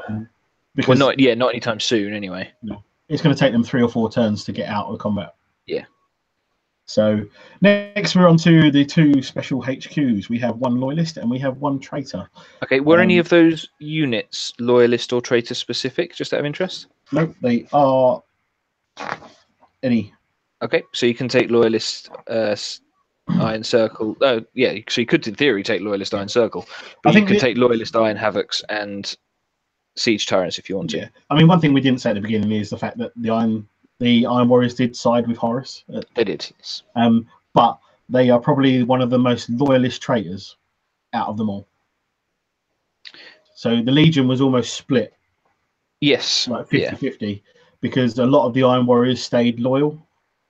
And they ended up getting purged at Istvan 3, I think. No, they were. It was pre-Istvan. They were an internal purging one. So they turned up at Istvan 5. They weren't on 3. That's it. So yeah. So we have the first of the HQs, which is Erasmus Golg, not Glog. Your favourite. Yeah, I love this dude. Everybody hates him. Everyone thinks he sucks, but I really like him. Bit of a troll. Yeah. It's just the fact that he's leadership 9. He should be 10. Yeah. Every other character's leadership 10. Why isn't he? So Erasmus Glog, captain of the Iron Warriors 11th Grand Company, the pitiless master of the Contrador. Yes. So he is weapon skill 6. Before you go any further, is he a loyalist or a traitor? He is a traitor. Thank you very much. So he's weapon skill 6, ballistic skill 5, strength 4, toughness 4, 3 wounds, initiative 5, 3 attacks, leadership 9, and a 2-up save. He is an infantry character. He has Cataphracti Terminator armor, Chain Fist, a Combi Melter, a Nuncio Vox. So this dude is basically the dude in the Battle of Calth. Pretty much, yeah. Yeah, pretty much. So how that Terminator character is in the Calth box, this is Erasmus Gold, basically. Yeah. You pretty much just need to add a Nuncio Vox to him. Yeah. I just use like a Skitari backpack. Yes. And use that as a Nuncio Vox on the back. I mean, I've already made one. I've probably got them somewhere. But I'm probably going to, if I do it again, I'll probably do a better conversion using a different model. Well, this will be your, 7th gold? And it'll be my 3rd. So he is an independent character, harsh taskmaster. So Golg was infamous for the brutal regime he imposes on legionaries under his command. Winnowing, there we go, out those he considers weak, and brutalizing the rest into killers whose remorselessness in battle is renowned, even among their fellow Iron Warriors, and know who that they disappoint their commander is to invite certain death. While Golg is on the table, all units with the Legionnaires Astartes special rule may use his leadership rather than his own. Why have this rule when he's only leadership 9? Normal Space Marines are freaking leadership 8 and 9. You need 10. So, yeah. Legionnaires Astartes Iron Warriors brutal charge. Golg and any Terminator armor equipped models in any unit he joins gains the Hammer of Wrath special rule. That's quite nice. That's pretty cool. Terminator attack. This is cool. Legion Terminator squads may be chosen as troops choices in an army with Erasmus Golg as its warlord. Yeah, that's presumably another reason why they moved Tyrant Siege Terminators. Yep. So what this means is when I played Zone Mortalis, I took a lot of Terminators as my troops choices because I took Golg. It means you can take Terminators in your troop slots without having to take Pride of the Legion, which is really, really good. Yeah, that's a pretty useful rule. Yeah, definitely. So he gets the bloody handed warlord trait as well, which is one straight out of the rule book, isn't it? Yeah, I can't remember what it is. I've got that here. It's something I think he causes fear. Yes, I believe that is the case. I'm pretty sure that was it. Does. And I always forget that he's got that. Oh no, it's in the other one, isn't it? Yeah, it's page 15. Page 15. Yeah, that's right. I got it. I just picked up the rule book again. He is Master of the Legion and that as well. He's okay. I mean, he's got a Chain Fist, which is good. He's got a Combi Melter, which is good. Yes, the Warlord in any unit he joins cause fear. Yeah. So he's initiative 5, which is kind of pointless with the chain fist. And he's in Cataphracti, so he can't sweep. No. He can get swept though, so it's useful for in that respect. Yeah, I suppose. But yeah, he is cool. I normally ran him with either. Well, I always ran him in a Terminator squad, basically. Yeah. And my favourite way of running them was with a Terminator squad with combi plasma. Yes. Yes. So. I have bad memories of that. I'm pretty sure I just ran two squads of normal Terminators, Tyrant Siege Terminators, and Iron Havocs, and that was my army for Zomortalis. Yeah. Yeah. It's pretty good. I know to run James and his army of Golgs. Yeah. So yeah, he's really cool. A lot of people don't like him. He's very mediocre. The only cool thing I like about him is that he lets you take Terminators as troops without having to take a Rite of War. Yeah. So yeah, he's okay. He's not amazing. But then, to be honest, if all you're taking him for is that, you might as well take Perturabo. Yeah, exactly. Because I mean, yes, points are considerably different, but Perturabo presumably allows you to take Legion Terminators as troops as well. Yeah, because he's only 175 points as well, which is cheaper than most Praetor builds. It is, yeah. So, he's all right. He's all right. Yeah. So next up, we've got the loyalist, Kier Valen. Valen? It is Valen. I've always called it Valen. Yeah. So he's Warsmith of the Iron Warriors 77th Grand Battalion and Shatterblade Master of the Tessel's Lament, I think that says. So he is weapon skills. He was 195 points. Okay. He's weapon skill 6, ballistic skill 5, strength 4, toughness 4, 4 wounds, initiative 5, 4 attacks, leadership 10, and a 2-up save. Okay. So he's pretty cool. His war gear is Artificer armor, a Paragon blade, a Volkite charger, frag and crack grenades, melter bombs, servo arm, iron halo, and a Cortex controller. Okay, I like that. Yeah. So special rules: Legionnaires are starters, independent character, feel no pain 6+. Nice. He's a Warsmith, so he can repair stuff. He's Master of Legion. Shattered Assault. So once per game, Valhalla may declare to use his ability when he or a unit he has joined is first assaulted in that turn. For the duration of this assault phase, all units which charge him or the unit he has joined are forced to make disordered charges and do not benefit from Hammer of Wrath attacks. That's quite nice. So you get 3 defensive grenades for a turn. Yeah, for a turn, that's pretty cool. Yeah. So Master of Fortifications at the start of the game. So this is basically -1 to cover save of a piece of.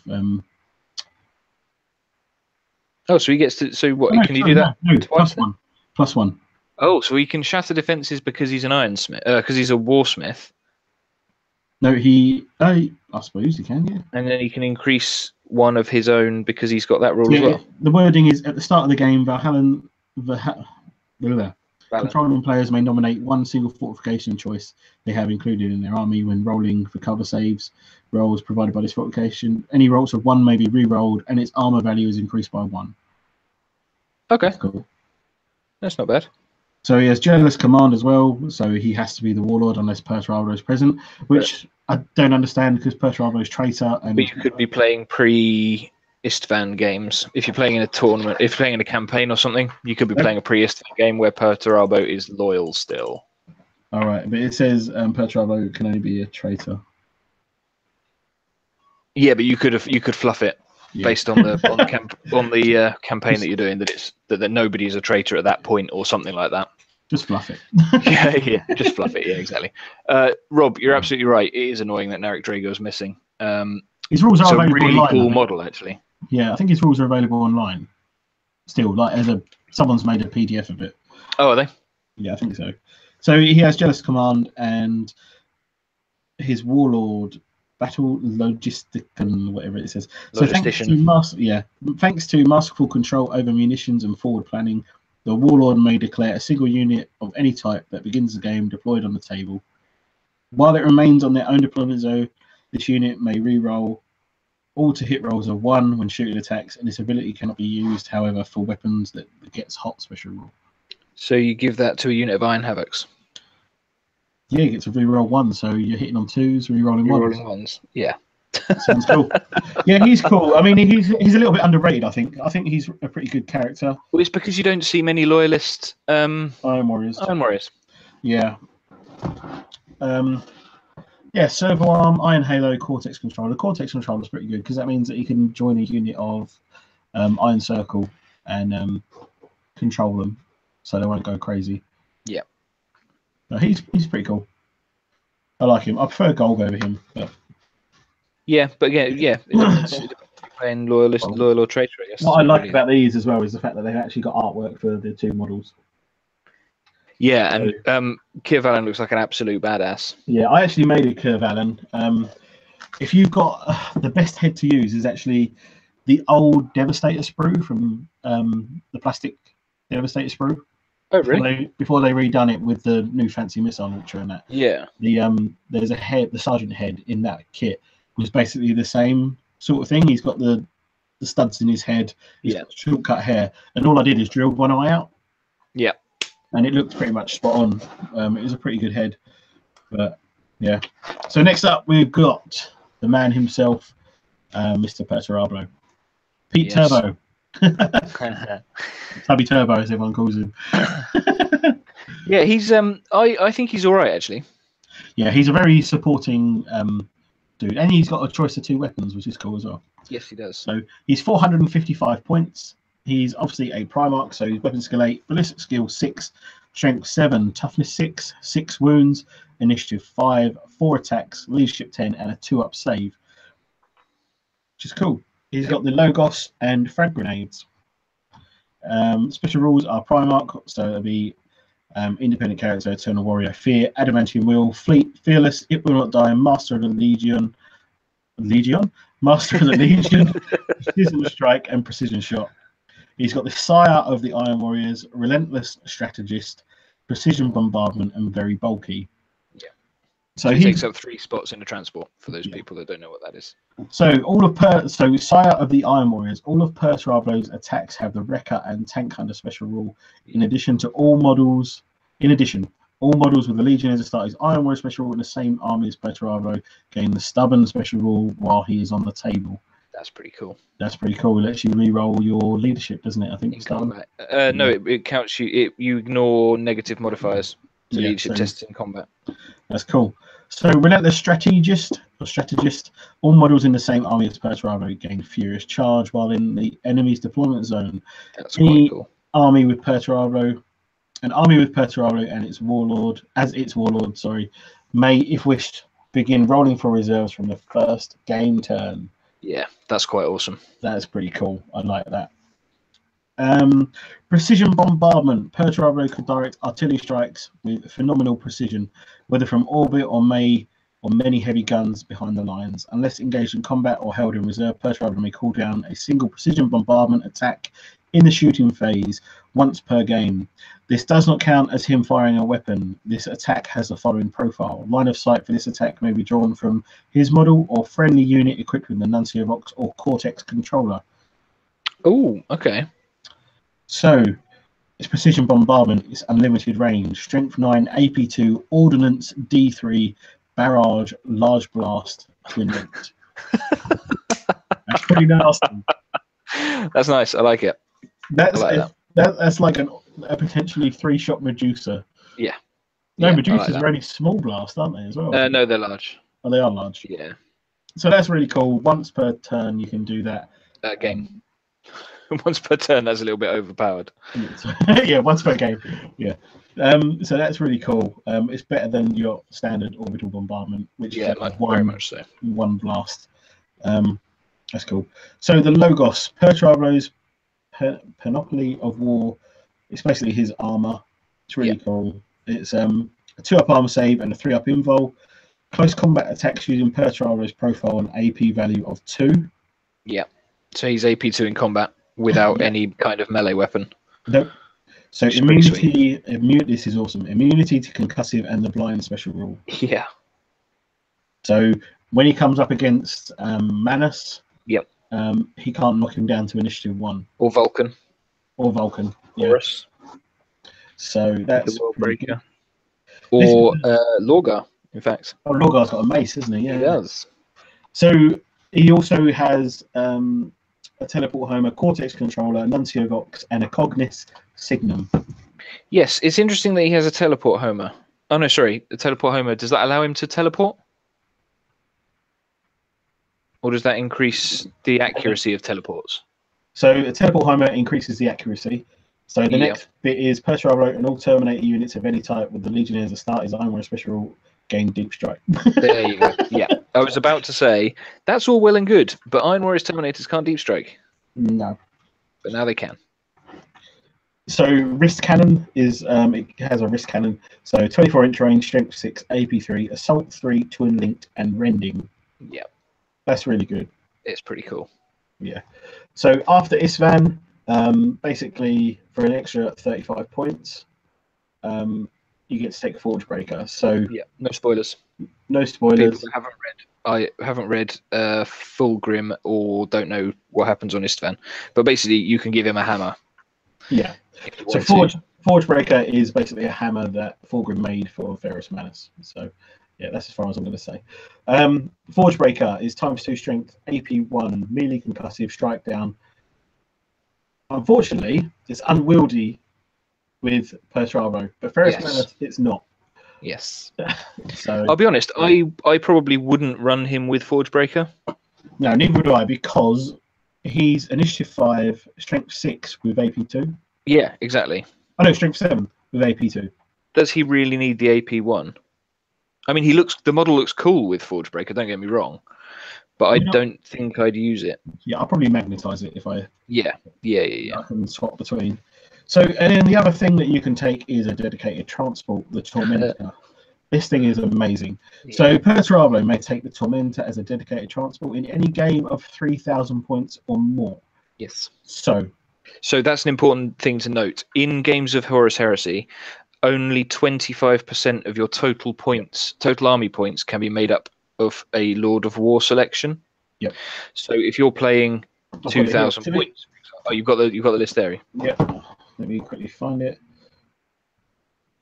It tells you exactly what your Lord of Wars can be.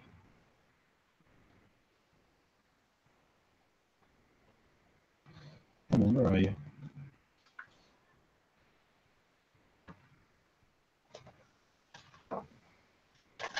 It is in this book, isn't it? There we go. So at 2,000 points, your Lord of War can be 500 points. Yeah. So 3,000 points. Perturabo already costs 450 points. Yep, 55, 455.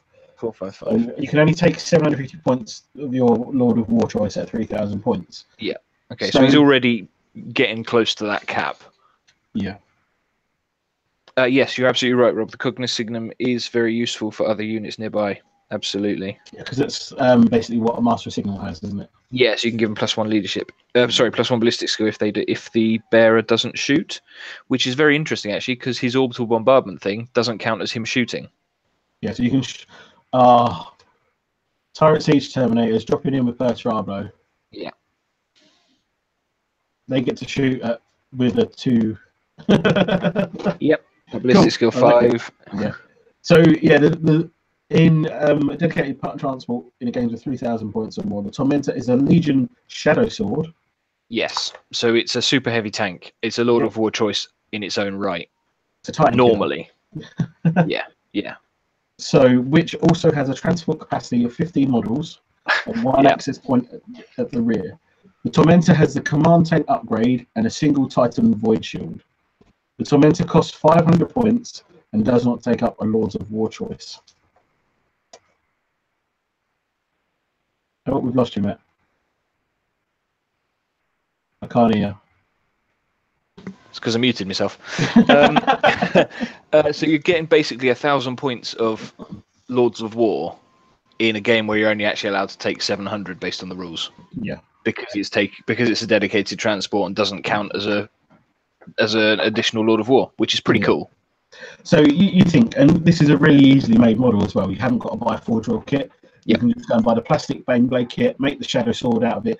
What I would do if it was me is mount the Shadow Sword cannon in its forward position.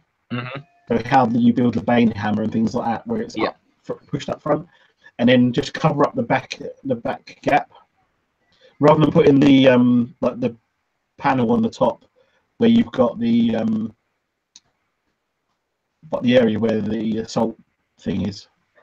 Like the back of a Stormlord. It's like a platform. What I would do is cover that up, and then one thing I've found is, you know, on the scenery kits, there's the double door piece, the double door section. Yes. Which has got like an eagle on it. Yep.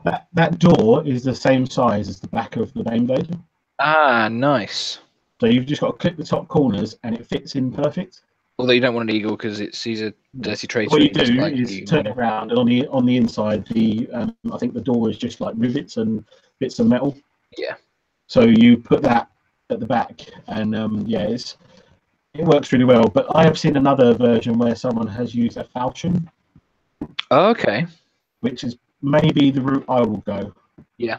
I know it's going to be a really expensive conversion because it involves you buying like a volcano cannon for a Titan as well. Yes. So it's the best part of like £400. But I think if I've got a picture of it on my phone, then I can show you all this amazing conversion because it does look awesome. Cake, we do play 40k. I play 40k more than James does. I currently don't play 40k. We have been thinking about doing a 40k stream at some point because James is actually still quite interested in 40k, even though he doesn't play it at the moment. And the other guys from West Berks are mostly 40k players as well. So we're thinking about doing a 40k stream at some stage. We've just not got round to organising it yet. Oh no, I think they might delete it. I thought I might still have it because it's such an awesome conversion. I might have it on my computer. Well, that's fine. If you wanna. Yeah. So yeah. If you keep going, I'll see if I can find Tormentor Falchion. Is it? Yeah. It's such a cool. You need to see it because it looks. Oh, it looks so good. Let me see if I've saved it. I found it. Have you? Yeah. Yeah, it's pretty amazing. Right, okay, so what I'll do, I'll share my screen again and put me on main. So this is what a normal Shadow Sword looks like. It's the plastic kit of a Baneblade. So what I would do here is move this gun forward. Yeah, so it'll go forwards a bit and there'd be a bigger section on the back to look like a transport capacity. Yeah. However, that's it. That's so good. Oh. This is a Falchion chassis. It's one of the super heavy tanks that Forge World do. Yeah. Which is normally mounted with a twin linked volcano cannon, actually. But that is just phenomenal. So good, isn't it? I'm actually just going to price it up now. Oh, it does look so good. Yeah, that's pretty cool. All right, let's turn that off. That's a pretty epic conversion, actually. That's 185 for the Falchion. And then what gun is it for the Titan? Volcano cannon. Is that the wall? That might be the Warlord Titan one, actually. Just thinking about the size. It is. So it's the Bellicosa pattern. That's not a bad trade-off. No. So to make that conversion, it's £245. Oh, okay, that's not too bad. And for a model that looks like that, yeah, it's not a lot of work either, to be honest. No, it probably wouldn't be. Just change out the gun section in the turret. Yeah, there's a couple of comments. New Warglaves. James, you want to talk about Warglaves very briefly? The new armigers. Oh, has my audio gone a bit crackly again? Have I gone crackly? You're back now. It's my crappy internet, Cake. So don't worry about it. So, Baby Knights. Yeah, let me. I've actually got the colour that I'm going in mine. Yeah. Behind me. So this is the colour that I'm going. I'm also going with some hazard stripes Mm-hmm. on the shoulder pads. They are really cool. Rules wise, I think they're pretty good. So my 40k army is probably going to be an army of those, to be honest. Yeah. Along with what I want is 4 of those, which I've got. I want 2 normal knights and maybe the big one when it comes out. The big one with the crazy turret, shoulder cannons, with the nipple cannons and stuff. Yeah. I'm not sold on that model yet. I want to see it in the flesh before I decide on it. I don't like it, I have to say, based on the pictures. Yeah, but as always, I see the pictures, I don't like it. Then when I see it in the flesh, I'm like, you immediately must buy 5. Yeah. So the armatures are really cool. Let me grab it. 2 seconds. I've just got to take my headphones off. Okay. Yeah, no, James is well on his way to another 40k army. I made the mistake. You missed at the beginning, Mythos. I've been working on some Primaris as well. I've started another 40k army because for some reason I don't think I've got anything better to do with my time in life. I'm back. James is back. So yeah, what was that, Mythos? He was joking. He basically said you should start a new army. And then you said, "Oh, I've got these 4 Warglaives, and I'm going to be getting a load of knights." There you go. So this is the first Warglaive, right? Top props to Games Workshop for this kit because the legs, you have 2 poses for the legs, which is awesome. I mean, here's 2 kits here. Yeah, the legs are different poses. They're also really easily posable. If you just cut the peg off the foot, shave down the peg at the hip joint, you can pretty much pose these however you want. One thing I've done in lieu of more weapons coming out is I've actually magnetized the melter cannon. Yep. I definitely think when the kit comes out, there'll be another sprue. Oh, definitely. Because what people haven't noticed, well, lots of people have noticed, the heads that are in the instructions are different to the heads you get in the box. Okay. Another thing that the Games Workshop, basically I popped into Games Workshop today to get some paints. The guy in the store said the sprues are labelled B, C, and D, the ones you get in the box. Yeah, there's no sprue A. So there's no sprue A. One thing you'll notice with the shoulder pads and stuff is I've actually shaved all mine off. Is they're very Mechanicum-like, so they've got the cog bit around the top. They've also got skulls on all over them. I've shaved all the skulls off. I was really contemplating on cutting the cog bit off as well because only the knights, like the actual Mechanicum knights that you buy from Forge World, have the cog bit on the shoulder pad. Yep. So that just shows you that they're going to be bringing out another weapon. I've got a funny feeling it's either going to be a flamer or it's going to be like a mini Gatling cannon. Yeah, I wouldn't. Yes, that's that. So I probably put money on a flamer or a Gatling cannon at the minute. I don't think they might even get like a las cannon or something. Well, we were talking about this the other day, weren't we? I wouldn't be overly surprised if they did an armiger for each of the current classes of proper knight. Yeah. So if there was like a mini battle cannon type thing, a mini Gatling cannon, you've obviously already got the mini melter gun. Yeah, which isn't bad. I mean, it's a 3-shot melter gun. Yeah. At long range. 36-inch range, it's pretty good. Is really good. But yeah, I would suggest everybody magnetizes, not necessarily the sword arm because you're always going to take a melee weapon, but the gun arm is so easy to magnetize. I mean, I just drilled, I think I've got like a 5mm magnet in there. It's a 5B1 magnet. I've managed to fit in there, so I've just cut the peg off, drilled into the arm, and put that in there, and then beautifully, the melter cannon actually has a nice little insert that you can just drop a magnet straight into. And voila, done. Yeah. So, I mean, and they're really nice. As always, the knight kits are really good to paint because you can build the full skeletal frame, paint it all silver, and leave the armor plates off that are going to be a different color. So it's really cool. I mean, as I've done here, I mean, I'm going like the turquoisey color that I've done my Stormcast. Yeah.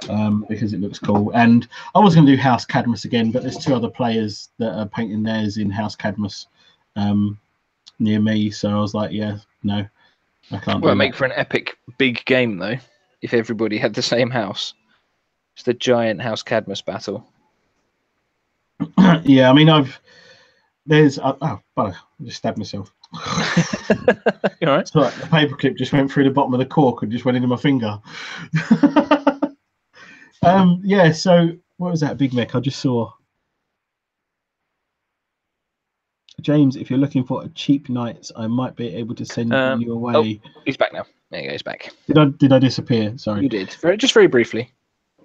Big Mac has said, James, if you're looking for cheap nights, I might be able to send one your way for a reasonable price. Ah, nice. Don't say things like that. It's my birthday at the weekend. I'm turning the big 3-0.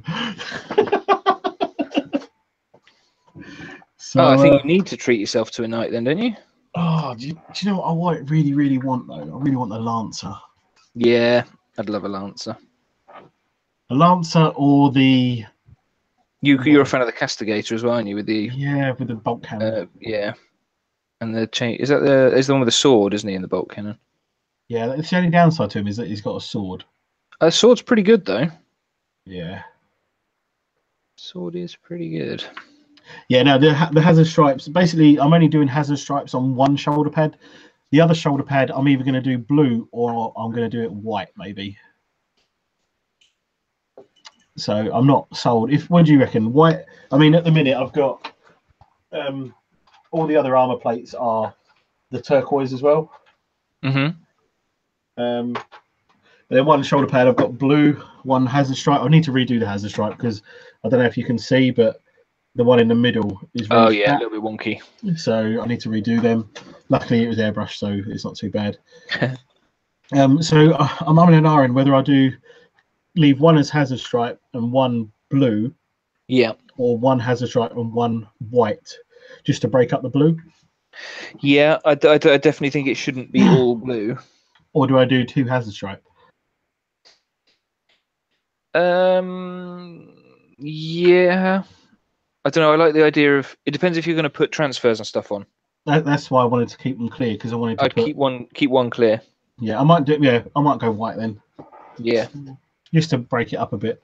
I might also leave the little anklet covers off as well. They've got like little anklet covers that cover the ball joints down the bottom. I think they look better without them. Oh, okay. So yeah, I mean, I could probably do how to paint like the exoskeleton on. I can't imagine that would take very long. No, because I just literally spray it silver and then coat it in loads of different washes to get. Yeah. The same as the bases. Like I'm working on a new style of basing, and this is how this one. That's the first one. I need to put a few more tufts on it. Mm-hmm. Yeah, that's looking very cool actually. I like that. It's yeah. I mean, that's my new basing mix. If anyone wants to know how to make it, just send me a message and I'll send you a link. I'll send you the ingredients. It works out really, really well. Yeah, it's basically a mix of what Luke's APS made and Sam from Emperor's Path made as well. Yeah, it's kind of like a mix of both of those. So yeah, it's very cool though. It's right. While I'm talking here, I've got people trying to buy stuff from me. It's like they heard me say that I need to buy some knights. So I kind of want to do a knight army, but I'm really hoping they bring these little dudes into 30k as well. Into 30k. Yeah, I imagine they probably will at some point. Yeah, because the fluff in the Forgebane box. I know we're totally off heresy top. Well, we kind of are. To be honest, we've sort of finished that. Yeah. Long story short, go Hammer of Olympia. Yeah. Take Tyrant Siege Terminators and Iron Havocs, and Perturabo and Iron Circle. If you really, really want a fluffy Iron Warriors army, take Iron Circle as well, because pretty much all the commanders had at least 1 or 2 with them all the time. Because they were also used by Perturabo to spy on his commanders. Yeah, because he could tap into them and like look to see what people were up to and stuff. Yes. So, but yeah, no. I've always wanted. I mean, if I swing my camera around, you'll see what I'm sitting next to, and I've got this on the wall. Yeah. So it's a big banner from GW that I was kindly given. It's like an obsolete banner. But yeah, these knights are really, really cool. I'm in a bit of a slump at the minute with painting. I can't get into anything, so I've got this far with the armatures. I don't want to ruin them, so I've stopped painting them because I get into like I rush it, and I don't want to rush it. Yep, I know the feeling. So Cake, send you a message and you'll send us a knight. You're so generous. No, I will not send you a knight. If you'd like to send me a message and send me a knight, then I will take you off on that. But no, so far, yeah, I've currently got 4 armigers. I'm almost built the 3rd. And yeah, I really want a knight army. Mainly because it would be pretty cool. It's an army you can use in both games. You can use it in 40k and Heresy. Yeah. Though people tend not to want to play against a knight army in Heresy. They do feel significantly more powerful in Heresy, I have to say. Yeah. Craig, yeah, you've missed most of this. Yeah. We're almost finished. We're just talking about hi, Greg. knights now.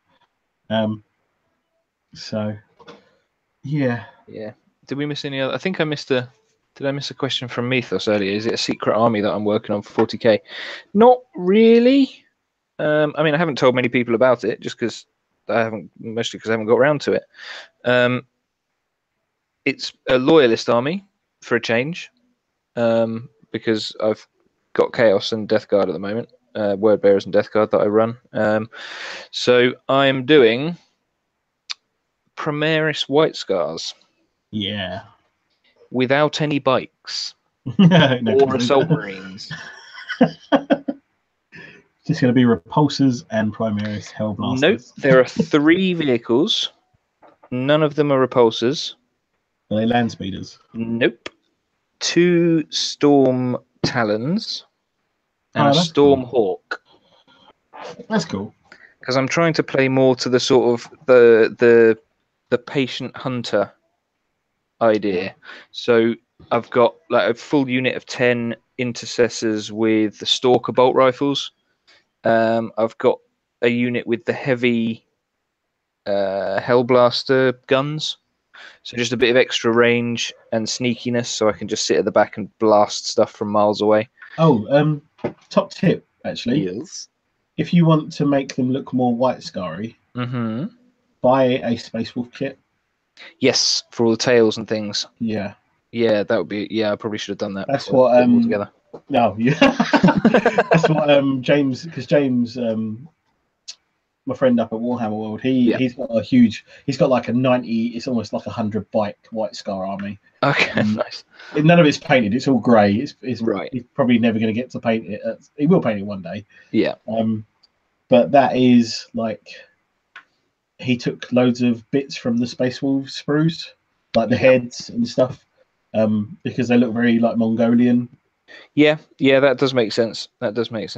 So I know, Cake. I know. I feel no biking, no Nike. I feel kind of bad doing it, but you know, people see White Scars and they see bikes and assault marines and all the fast stuff, and I wanted to sort of get away from that. I know the chapter tactics for them really help out with that, because you get to assault after falling back, which is awesome. But that's why my list has got either 20 or 25 Reavers in it. Yeah, Reavers would be cool because they can they've got grav shoots or something, don't they? Yep. So they can all deep strike and they ignore vertical movement for the purpose of measuring distance. That's cool. So I don't know if any of you lot saw as well my post on Instagram and on the group. I bought a crap ton load of tanks as well. Yes, we're going to start playing some tanks at some point. So for those of you that don't know, let me dig them out. I think I know where they are. There we go. So for those of you that have never seen it before, so this is basically Gale Force 9. I know this is completely off topic now, but that's right. It's the last 10 minutes or so. You go off on a tangent, mate. You bet. Yeah. So I always go off tangent at the end anyway. It's like my thing. Yeah. Exactly. So this is Gale Force 9. No, so it's Flames of War basically. So they're 15mm World War II tanks. Yeah. It's a nice, cool like skirmish game. Like it's quick, half an hour to play it. It's really inexpensive as well. I mean, we've worked out you can buy the entire range for like 140 quid. Yeah, like that's one of everything. So it's 140 pounds. So come back to me and tell me when you can buy a full 40k army or Heresy army for 140 pounds. Yeah. So. Question from Cake. What knights are in 30k? All of them, pretty much. What? There's only one that's not. At the moment, the armigers aren't. And I've got to put the army. Crusader Spirit. No. What is that one? No, the armigers are not, but that's because they're like brand new. Yeah. So we have. So I know the Paladin and the Errant are. So that's the one with the battle cannon and the one with the melter thermal cannon thing. They both are. You got the Knight and the Errant. So basically, like the Warden and that don't. Well, they do. No, they do exist. Yeah, Knight Warden's there. The Gallant is there. That's the one with the 2 weapons, or is that the one with the 2? With the chain fist and fist. The Crusader is there with the 2 guns. Yep. So basically, all of the plastic ones, apart from the armiger at the moment, then. Yeah. Can be taken. And then you've got a load of Forge World ones where there are some that are Mechanicum specific. So there's a couple that are based on based on the plastic ones. So they've got a very similar body shape to it, but they've got different weapons and different armor. Yeah, they're like Mechanicum based. Like, one's got like a big Volkite cannon, and the other one's got a gigantic lightning gun thing. Yeah, which is very cool. They're both really good actually. But pants in 40k, unfortunately. So if you're thinking of buying one to use in both, I probably wouldn't recommend the Mechanicum ones, unfortunately. No. So Craig, I've got my heart. Sorry. You've then got the Cerastus. The lanky knights, everyone calls them. Yeah, which are the big tall ones. So you've got the Lancer, which basically has a gigantic lance and like a force shield thing. Yeah. Is really fast. Is not very good at shooting, but will smash anything pretty much in combat when it gets there. And it's the only knight that gets an invul save in combat as well. Yes, absolutely. Also, the Artrops or whatever it is. The Atropos is a Mechanicum only one. Oh, is it? What's the one with the flamer? That is the Acheron. Has a gigantic flamer and a huge chain fist. That is also very cool. And the third one is the Castigator, which has a big bolt cannon thing and essentially a Volkite sword. Yep, we like that one. So it's got a big sword that does deflagrate in combat, which is quite awesome. Yeah, the Castigator AP as well. So you're almost guaranteed to just keep piling on the wounds with that. And I think that's all of them, apart from obviously the Atropos, as you said, which is the Mechanicus specific one, which is again gigantic and pretty brutal. I mean, and then there's the Acastus Knight Porphyrion, which is immensely big, and I don't actually know if it's any good or not. Well, it's got 2 like double. What do you call it? It's not in the book, so I don't know. I've not actually looked at its rules. No, neither have I. And all I know is it's huge. Yeah, it's they've also bringing out a new version of it as well with like 2 giant conversion beamers. Oh, okay. There was pictures at the open day. Right. Okay.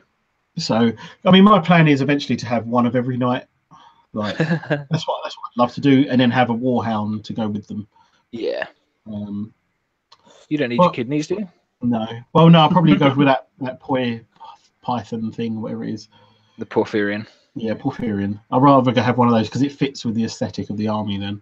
Yeah. I think you're right.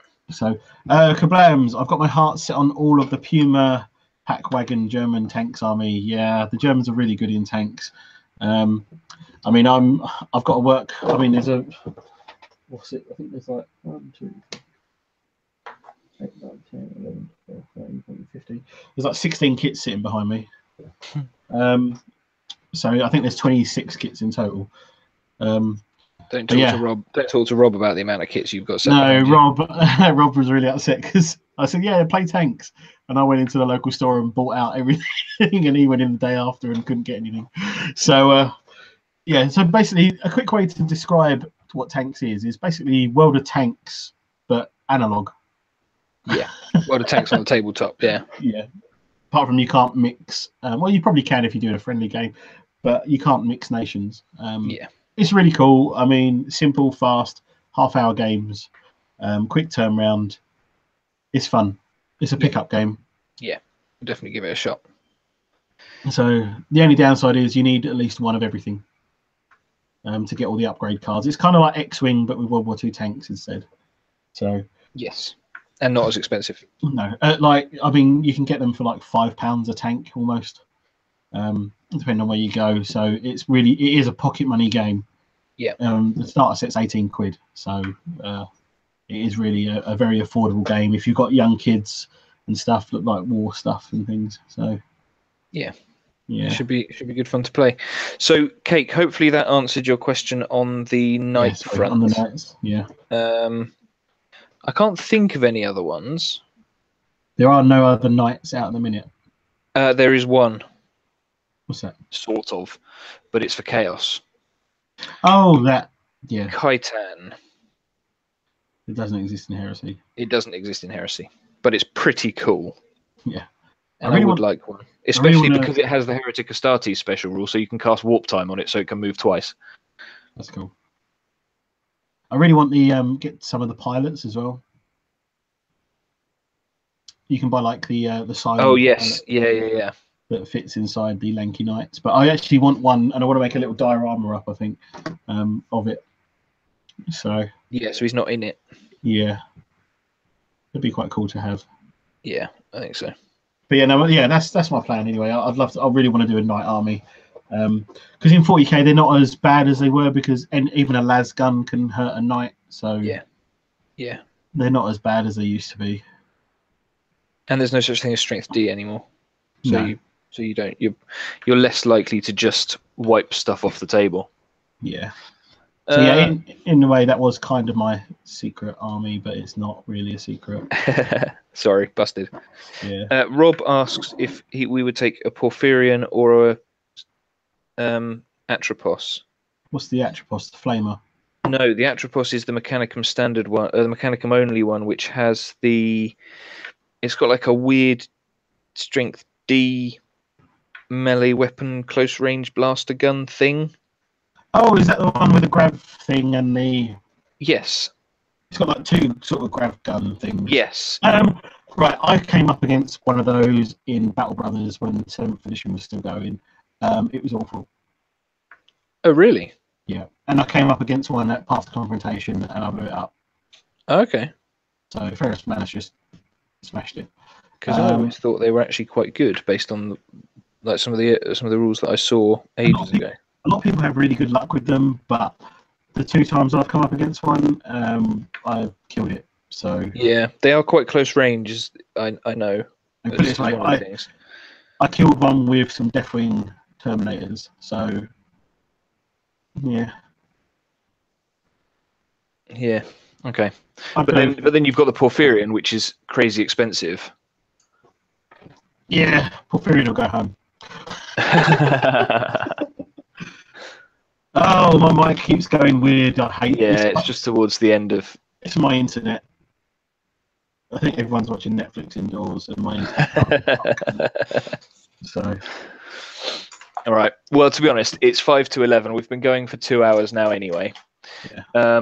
We'll give everybody a couple of minutes to ask any additional questions if there's anything that they want us to quickly talk about.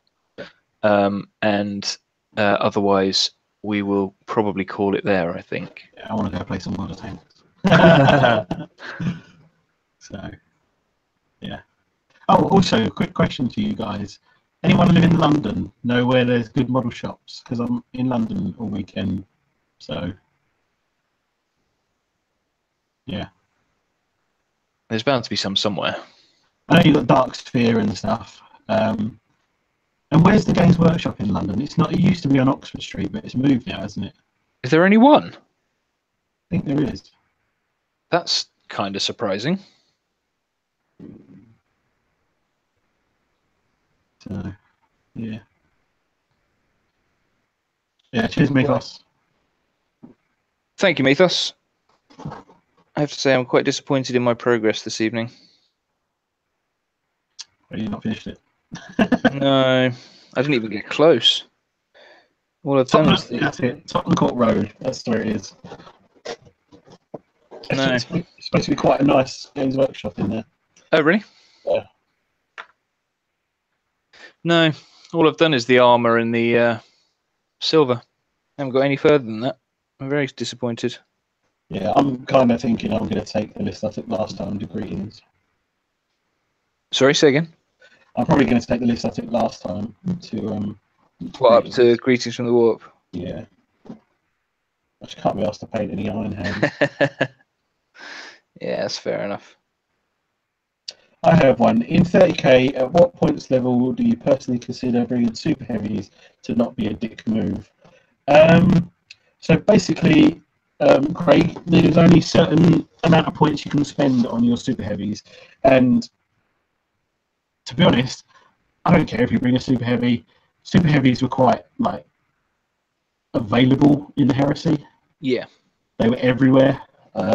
So yeah, bring what you like. I don't care. There's one way around that. I'll take a Leviathan detachment. Take a Leviathan detachment. Alternatively, it's not technically a super heavy, I guess, but Primarchs you can take at lower points levels if you run the Rite of War Primarchs Chosen. Yeah. Which uses the Primarch as an HQ but has some additional restrictions. It actually doesn't allow you to take an additional Lord of War, but it means you can run a Primarch without having to worry about I don't know if Craig can see that. Percentages. It might be backwards, but that is the points limits there that you can take. So there you go. Just quick screenshot it. Yeah. So you can only start taking super heavies at 2,000 points. So. And to be honest, at 2,000 points,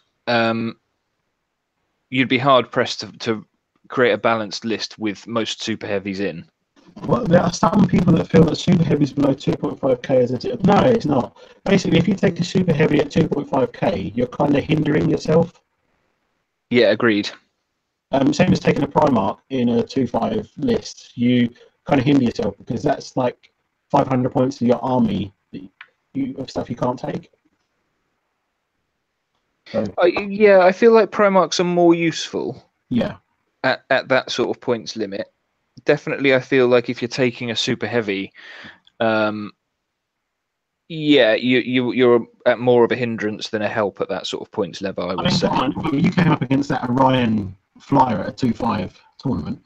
Yes, I did. Yeah, with an all infantry list. Yeah. I think I killed it. Yeah, I came up quite a few super heavies in like 2.5, 3,000 point games. Pretty much everyone takes a super heavy in that sort of. Yeah, just take one break. I don't care. Yeah, no, yeah, don't worry about it. Just go for it. If you want to play a super heavy, play a super heavy.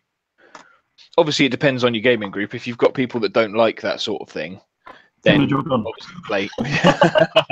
obviously play to what's agreed with everybody else. But personally, I would have no problem playing against a super heavy below 2,500 points. I'm going to have more issues with my Knight army than what you're going to have with taking me. I'll be honest, actually, below 2,500 points, the one super heavy I had a problem with at that event that we went to, Path Confrontation, was the Typhon. And that's because I took an infantry list and didn't have enough anti-tank to deal with it. Yeah. Typhons are quite brutal. They're really cheap. They really need a points increase. Yeah. Which I think in the next Red Book they probably are going to jump up probably about 40, 50 points. Yeah, I wouldn't be surprised. Or they're going to limit what you can take. It's like now you can only take a Knight detachment if you take at least like an ally. Sorry, if you take a HQ and a troop Knight. Yeah. So I think Sam's actually allowing full Knights list at his next event as well. Oh, is he? Yeah. So that's the other thing. Like we'll talk about some events. I mean, we've gone over the time, but there's quite a few events going on. I mean, you're going to Callum's one now, aren't you? Well, hopefully, yeah. There's basically somebody dropped out, and I'm talking with Firestorm Games at the moment to try and snag that last ticket that's just come back available. But the guy who deals with that is away this week, so I've got to wait until he's back next week. But yeah, that's a 1750 Centurion tournament. Yeah. I really want to go to some Zone Mortalis tournaments. Yeah. Or run one. Yeah. But it's having the stuff together to run one. Oh, top tip as well. If you guys are going to Salute, I'm going to be there. Come say hello. Hopefully I'll have a Westberks t-shirt on. Maybe. When's Salute? 14th of April. You're definitely... 3 weeks. Yeah, hopefully you should have it by then. If not, I will staple WBG to my chest. Staple to your chest. Where's your dedication? Tattoo it across your forehead. That's what you need. Why do you think I'm wearing a hat all the time? Yeah. So I'll be at the Salute. I mean, Rob's coming with me, and I think Sam's going to be there at the XLC stand. Yeah. And Joe Beagle, that'll be there as well. So you can meet the Unremembered Heresy guys. What else is there? Obviously, you've got the Greetings event that we're going to. Yep. I'll try and get some pictures and videos on that at Salute if I can. Yeah, that would be really cool, yeah. Pardon me. And then there's a few other things that we've got planned as well, which we're chatting about. Yes. Side. Yes, indeed. It's like trips to like Tank Museum and things like that. Yeah, and a trip up to Warhammer World at some point in April, hopefully. Yeah, so we'll let you know when we're going up. So if you are local, you come say hello. And yeah. Or even if you're not and you fancy coming up, just come up. Yeah, me and Matt just want to basically play our lists against each other for the pretty much, yeah. The greetings. But we want to play at Warhammer World, so and then I want to buy some stuff. Yeah, and I probably will as well. Yeah. So yeah, it's probably going to be even. Well, no, it won't be beginning of April. It'll be end of April, won't it? Probably. Yeah, it'll be towards the end of April. I'm not sure exactly when yet, but obviously we'll let everybody know. Yeah. Cool. Right. A couple of little bits I've just missed. Only Super Heavy is a Stormlord. Yeah, Stormlord in 2500 should be okay. It's massively anti-infantry, but it's just a big Land Raider with a big bolt cannon. Yeah, pretty much. Yeah, you'd probably be alright with a Stormlord, I would have said. I'd play against it. Stick a Forge Lord in it, Craig. And repair it itself. Yeah, I'd probably play against it. And yeah, Mythos, you're absolutely right. Points do go very quickly in a 30k list. Although the bigger your unit, the more of a discount you get on the cost of the cost of each Marine. So like a 20-man tactical squad, for example, is not the equivalent of 2 10-mans. Yeah. So 2 10-man tactical squads is more expensive than 1 20-man. You save when you buy in bulk. Yes, very much so. Very much so. Yeah, Heresy, your armies, the games are normally around 3,000 points. Yeah, yeah. 3,000 points is a nice point. I think 3 is probably a better gaming experience overall than 2.5, just because you've got that little bit of extra variety. It's not necessarily longer either. No, indeed. Like time-wise to play. Yeah, I do prefer the 3,000 point games. Yeah. You get to bring more toys. So Mortalis, don't go any more than 1,500 points. You just get too clumsy, like clumped up. Yeah, indeed. Yeah. So, right, how are we doing? Craig's going to pop up to Warhammer World, and Rob will be there as well. Fantastic. Well, we'll definitely let you guys know when we're doing that, and we'll let you know what we're bringing up, and you can play us as well, or just sit and have a beer in Bugman's, because we're bound to be doing that at least once during the course of the day or two that we're up there. Yeah, it depends how long we're up. We might go out for the weekend. Yeah, I don't know. Yeah, exactly. We'll play it by ear, and we'll let everybody know. Yeah. So we've gone over the time. Thank you very much, everybody, for watching and joining us. Thank you for all of your comments and your questions, and hopefully we've answered some of your questions. And hopefully you found what we've said to be useful and not just two idiots waffling on for in a bit hours. I would say we're not experts in any way, shape, or form. Yeah. But we're very enthusiastic. we love the game. We love the hobby. And, yeah. Yes, exactly. No, Mythos. It shouldn't take. It probably won't take that much longer. A game of 30k. I mean, probably... the initial ones probably will do because you need to learn the rules and everything. Yeah. But once you know the rules, it's actually quite quick, and you'll find you're actually taking a lot of stuff off the table each shooting turn and stuff, just because things tend to get destroyed quite quickly. I mean, it's usually about 2.5 hours for a 3k game. Yeah, I would say so. Yeah. But anyway, thank you very much, everybody. Cheers, Mark. Cheers, Craig. Cheers, Mythos. Cake, of course. How could we go without saying thank you to Cake? And yes, yeah. Just quickly, post some suggestions for a name for my night household in the Facebook group. Oh yeah, good one. I'm making it up, and I don't know what to call them. So they're going to be blue with hazard stripes. Put some name suggestions in the Facebook group. Yeah, I like it. We'll do that. Cool. So yeah, Dan, I will send you a message, and we'll work something out. So, yeah, brilliant. Cheers, Matt. All right. Thank you very much, everybody. Thanks very much, James. And we will catch you next week, I hope.